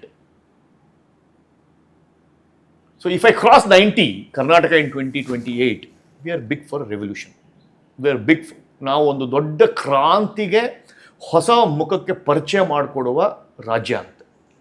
So ಅದಕ್ಕೆ ಪ್ರಶಾಂತ್ ಸಂಬರ್ಗಿಯವರ ನೇರ ಮಾತು, ಕರ್ನಾಟಕದ ರಾಜ್ಯಕ್ಕೆ ಹೊಸ ಹೀರೋ ಯಾರಾದರೂ ಬಂದರೆ ಅವರು ರಿಷಬ್ ಶೆಟ್ಟಿ. ನಿಮ್ಮ ಮನಸ್ಸಲ್ಲೂ ಅದೇ ಇದೆಯಾ? ಕಮೆಂಟ್ ಮಾಡಿ. ಅವ್ರು ಬಂದರೆ ಏನು ಬದಲಾವಣೆ ಬಯಸ್ತೀರ, ಏನು ಬದಲಾವಣೆ ಆಗುತ್ತೆ, ಆ ಜನ್ರೇಷನ್ ಏನು ನೋಡ್ತಿದ್ದಾರೆ ಅದು ನಿಮ್ಮ ಗಮನಕ್ಕೂ ಬಂದಿರುತ್ತೆ. You can comment us. ನಮ್ಮ ಕಮೆಂಟ್ ಬಾಕ್ಸ್ ಓಪನ್ ಇದೆ. ನಾನು ಈ ಪಾಡ್ಕ್ಯಾಸ್ಟ್ನ ಕೊನೆ ಪ್ರಶ್ನೆ, ಇಷ್ಟು ವರ್ಷದ ಆತ್ಮೀಯತೆಗೆ ಈ ಪ್ರಶ್ನೆ ಕೇಳ್ತಾ ಇದ್ದೀನಿ ನಾನು, ಗೊತ್ತಿಲ್ಲ ಯಾರು ಕೇಳಿದರೆ. ರಾಜಕಾರಣಕ್ಕೆ ಬರೋ ಆಸಕ್ತಿ ಇದೆಯಾ ಪ್ರಶಾಂತ್ ಸಂಬರ್ಗಿಗೆ? ಖಂಡಿತ ಆಸಕ್ತಿ ಇದೆ. ಇದುವರೆಗೆ ನಾವು ನಿಮ್ಮನ್ನ ರಾಷ್ಟ್ರೀಯವಾದಿ ಅಂತೀವಿ, ಚಿಂತಕ ಅಂತೀವಿ, ಹೋರಾಟಗಾರ ಅಂತೀವಿ, ಮೆನಿ ಥಿಂಗ್ಸ್. ನಾನು ನಿಮಗೆ ಅದನ್ನು ಹೇಳಿ ಸಾಮಾಜಿಕ ಕಾರ್ಯಕರ್ತ ಅಂತೀವಿ. ಮುಂದೊಂದು ದಿನ ರಾಜಕಾರಣಿ ಅಂತ ಅನಿಸ್ಕೋಬೇಕು ಅಂತಿದೆಯಾ, ಹೇಗೆ? 100%. ನಾವು ಮಾಡುವ ಕಾರ್ಯಕ್ರಮ, the end game, end result should result in political appearance ಅಂತ ಇರೋದು. ಹತ್ತಿರದಲ್ಲೇ ಇದೆಯಾ? ತುಂಬ ಹತ್ತಿರದಲ್ಲೇ ಇದೆ. ಸೊ ನಾವು ಇಷ್ಟು ವರ್ಷ ಹೋರಾಟ ಧ್ವನಿಯಾಗಿ ಅನೇಕ ಮಾಧ್ಯಮಗಳಲ್ಲಿ ಬಂದು ಕೇಸ್ಗಳು ಹಾಕ್ಕೊಂಡು ಒಂದು ಸಬ್ಜೆಕ್ಟಿವ್ ಆಗಿ ತೊಗೊಂಡು ಕೋರ್ಟ್ ಕೇಸು ಅಥವಾ ಒಂದು ಕಾಸ್ ಆಗಿ ತೊಗೊಂಡಿರೋದು. The end game is actually be in the right party, be in the right system to correct the society. ಆ ಗೋಲ್ಗೆ ಹೋಗ್ತಾ ಇರೋದು, ಅಲ್ಲೇ ನಡೀತಾ ಇರೋದು. And I am on the right track. ಆ ಟ್ರ್ಯಾಕ್ ಯಾವುದೋ ಅಂತ ಕೇಳ್ಬೋದಾ? ಈಗಲೇ ರಿವೀಲ್ ಮಾಡ್ತೀರಾ ಅಥವಾ ಅದಕ್ಕೊಂದು? ಇಲ್ಲ, ಖಂಡಿತವಾಗಿಯೂ ರಿವೀಲ್ ಮಾಡೋ ಟೈಮ್ ಬಂದೇ ಬರುತ್ತೆ. Okay. ಎಸ್, ರಾಜಕೀಯ, my grandfather was a freedom fighter. ನಾನು ರಾಜಕೀಯ ಫ್ಯಾಮಿಲಿಯಿಂದ ಬಂದಿರೋ, ಬಟ್ ನಾವು ಡೆಮೋಕ್ರೆಟಿಕ್ ಅಥವಾ ಪೊಲಿಟಿಕಲ್ ಪಕ್ಷವಾಗಿ ಯಾವುದು ನೋಡ್ಕೊಂಡಿಲ್ಲ. ಸೊ ಫ್ರೀಡಮ್ ಫೈಟ್ ಇಂದ ಬಂದು ನಮ್ಮ ಚಿಕ್ಕಪ್ಪ ಏನೋ ಒಂದು ZP ಮೆಂಬರ್ ಆಗಿ ಅಲ್ಲಿವರೆಗೂ ನಿಂತ್ಕೊಂಡಿದ್ದೆ ಹೊರತು, ಅಥವಾ ಕೋಆಪರೇಟಿವ್ ಮೂವ್ಮೆಂಟಲ್ಲಿ ಶುಗರ್ ಫ್ಯಾಕ್ಟ್ರಿ ಕಟ್ಟಿರೋದು ನಮ್ಮ ಫ್ಯಾಮಿಲಿ ಆದರೆ ಅದ್ರ ಮುಂದೆ ಬಂದಿಲ್ಲ. ಸೊ ಹೋರಾಟ ರಕ್ತದಲ್ಲಿದೆ. Yes, 100% you will see me in Vidhana Soudha very soon. Breaking news. ಬಹುಶಃ ಆ ಜವಾಬ್ದಾರಿಯನ್ನೇನಾದರೂ ಪ್ರಶಾಂತ್ ಸಂಬರ್ಗಿ ಅವರಿಗೆ ತುಂಬ ಜವಾಬ್ದಾರಿ ಎಷ್ಟೊಂದು ಸಲ ತೊಗೊಂಡು ಸೇತುವೆಯಾಗಿ ಕೆಲಸ ಮಾಡಿ ಎಷ್ಟೊಂದು ಪ್ರಾಬ್ಲಮ್ಗಳನ್ನು ಸಾಲ್ವ್ ಮಾಡಿದ್ದಾರೆ, ಇಲ್ಲ ಅಂತಲ್ಲ. ಬಹುಶಃ ಈ ಜವಾಬ್ದಾರಿ ಅವ್ರಿಗೆ ಈ ಮಾತಾಡಿದ್ದನ್ನು ಕೇಳಿಸ್ಕೊಂಡು ಏನಾದರೂ ಕೊಟ್ಟರೆ ಬಹುಶಃ ಪ್ರಶಾಂತ್ ಸಂಬರ್ಗಿ ರಿಷಬ್ ಶೆಟ್ಟರ್ ಮುಂದೆ ಇರ್ತಾರೆ. ಆದರೆ ಎಲ್ಲ ಕರೆಕ್ಟಾಗಿ ವರ್ಕ್ ಆದರೆ, ನಾನು ಒಂದು ಅಭಿಪ್ರಾಯವನ್ನು ಹಂಚ್ಕೊಂಡಿದ್ದೇನೆ. ಹಾಗೆ ಈ ಅಭಿಪ್ರಾಯದಲ್ಲಿ ವರ್ಕ್ ಮಾಡಿದ್ರೆ, ನಾನು ಮಾರ್ಕೆಟಿಂಗಲ್ಲಿ 12 ಇಯರ್ಸ್ ಇದ್ದೆ ರಿಲಯನ್ಸ್. I agree. ಸೊ ಆ marketing thought person, election is all about marketing. ನಾನು ಎರಡು ಕೋರಿಲೇಟ್ ಮಾಡಿ ನನ್ನ ಅಭಿಪ್ರಾಯವನ್ನು ನಿಮ್ಮ ಮುಂದೆ ಇವತ್ತು ಮುಕ್ತವಾಗಿ ಹಂಚ್ಕೊಂಡಿದ್ದೇನೆ. That's how it should work ಅಂತ, and that's how it can work ಅಂತ. That possibility have told in front of Karnataka. Thank you so much Prashant Sambargi. Thank you. It was wonderful. Of course, because ಇದು ಹೊಸ ಆಲೋಚನೆ ಈಗ ಟ್ರಿಗರ್ ಆಗಿರೋದ್ರಿಂದ ಹೆಂಗಿದನ್ನು ತಗೋಬೇಕು, ನಮ್ಮ ಜನ ಯಾರನ್ನು ನೋಡಬೇಕು, ಯಾರಾಗಬೇಕು ಅನ್ನೋದೆಲ್ಲ ತುಂಬ ಕ್ವಶನ್ ಮಾಡ್ಕೊಂಡು ಓಡಾಡ್ತಾ ಇದೆ. ಇವ್ರು ರೈಟ್ ಪರ್ಸನ್, ಅದು ರಿಷಬ್ ಶೆಟ್ಟಿ ಆಗಿರ್ತಾರೆ ಅನ್ನೋದು ಪ್ರಶಾಂತ್ ಸಂಬರ್ಗಿ ಅವರ ಮಾತಾಗಿತ್ತು. ಈ ದೃಷ್ಟಿಕೋನದಲ್ಲಿ ಅವ್ರನ್ನ ನೋಡ್ಬೋದು ನಾವು ಅನ್ನೋದು ಪ್ರಶಾಂತ್ ಸಂಬರ್ಗಿ ಅವರ ಈ ಕಾನ್ವರ್ಸೇಷನ್ ನಿಮಗೂ ಒಂದು ಹೊಸ ಆಲೋಚನೆ ಕೊಟ್ಟಿದೆ ಅನ್ಕತೀನಿ ನಾನು. 100%. ಯಾವ ಥರ ಥಾಟ್ ಪ್ರೊಸೆಸ್ ಆಗುತ್ತೆ, ಯಾವ ಥರ ಪ್ರಶ್ನೆಗಳು ಬರುತ್ತೆ, ನಾನು ಮಾಡಿರೋ ಥಾಟನ್ನು ಹೇಗೆ ಜನರಿಗೆ ವ್ಯಾಲಿಡೇಷನ್ ಮಾಡಲಿಕ್ಕೆ ಐ ಥಿಂಕ್ ನೀವು ಎಷ್ಟೊಂದು ಕ್ವಶನ್ಸ್ ಕೇಳಿದ್ದೀರಾ. Very happy to it. News Harikathe with Harish. ಇವತ್ತಿನ ನಮ್ಮ ಹರಿಕತೆ ಪಾಡ್ಕಾಸ್ಟ್ನ ಅತಿಥಿ ಶ್ರೀ ಪ್ರಶಾಂತ್ ಸಂಬರ್ಗಿ ಅವರಿಗೆ ನಮ್ಮದೊಂದು ಪ್ರೀತಿಯ ಗೌರವ. ಅವ್ರಿಗೆ ಇಷ್ಟ ಆಗಿರೋದು ಕೇಕ್ ಆಫ್ ದಿ ಡೇ, ತಾಜಾ ಮಿಠಾಯಿಯಿಂದ ಒಂದು ಆರೋಗ್ಯಪೂರ್ಣ ತಿನಿಸು. ಕಾಫಿ ಅವ್ರಿಗೆ ಇಷ್ಟ, ನಮ್ಮ ಜಗ್ಗಲ್ಲಿ ಇನ್ಮೇಲೆ ಕಾಫಿ ಅವ್ರು ಕುಡಿತಾರೆ. Thank you. Thanks a lot Harish. Thank you so much. ಮತ್ತೆ ಸಿಗ್ತೀನಿ ಮುಂದಿನ ಸ್ಪೆಷಲ್ ಎಪಿಸೋಡ್ನ ಮುಂದಿನ ಅತಿಥಿ ಜೊತೆ, ಮುಂದಿನ ಹರಿಕತೆ ಪಾಡ್ಕಾಸ್ಟ್ ಶೋನಲ್ಲಿ. ನೀವು ನೋಡ್ತಾ ಇರೋದು ಇದು ನ್ಯೂಸು. ನಾನು ಹರೀಶ್ ನಾಗರಾಜು.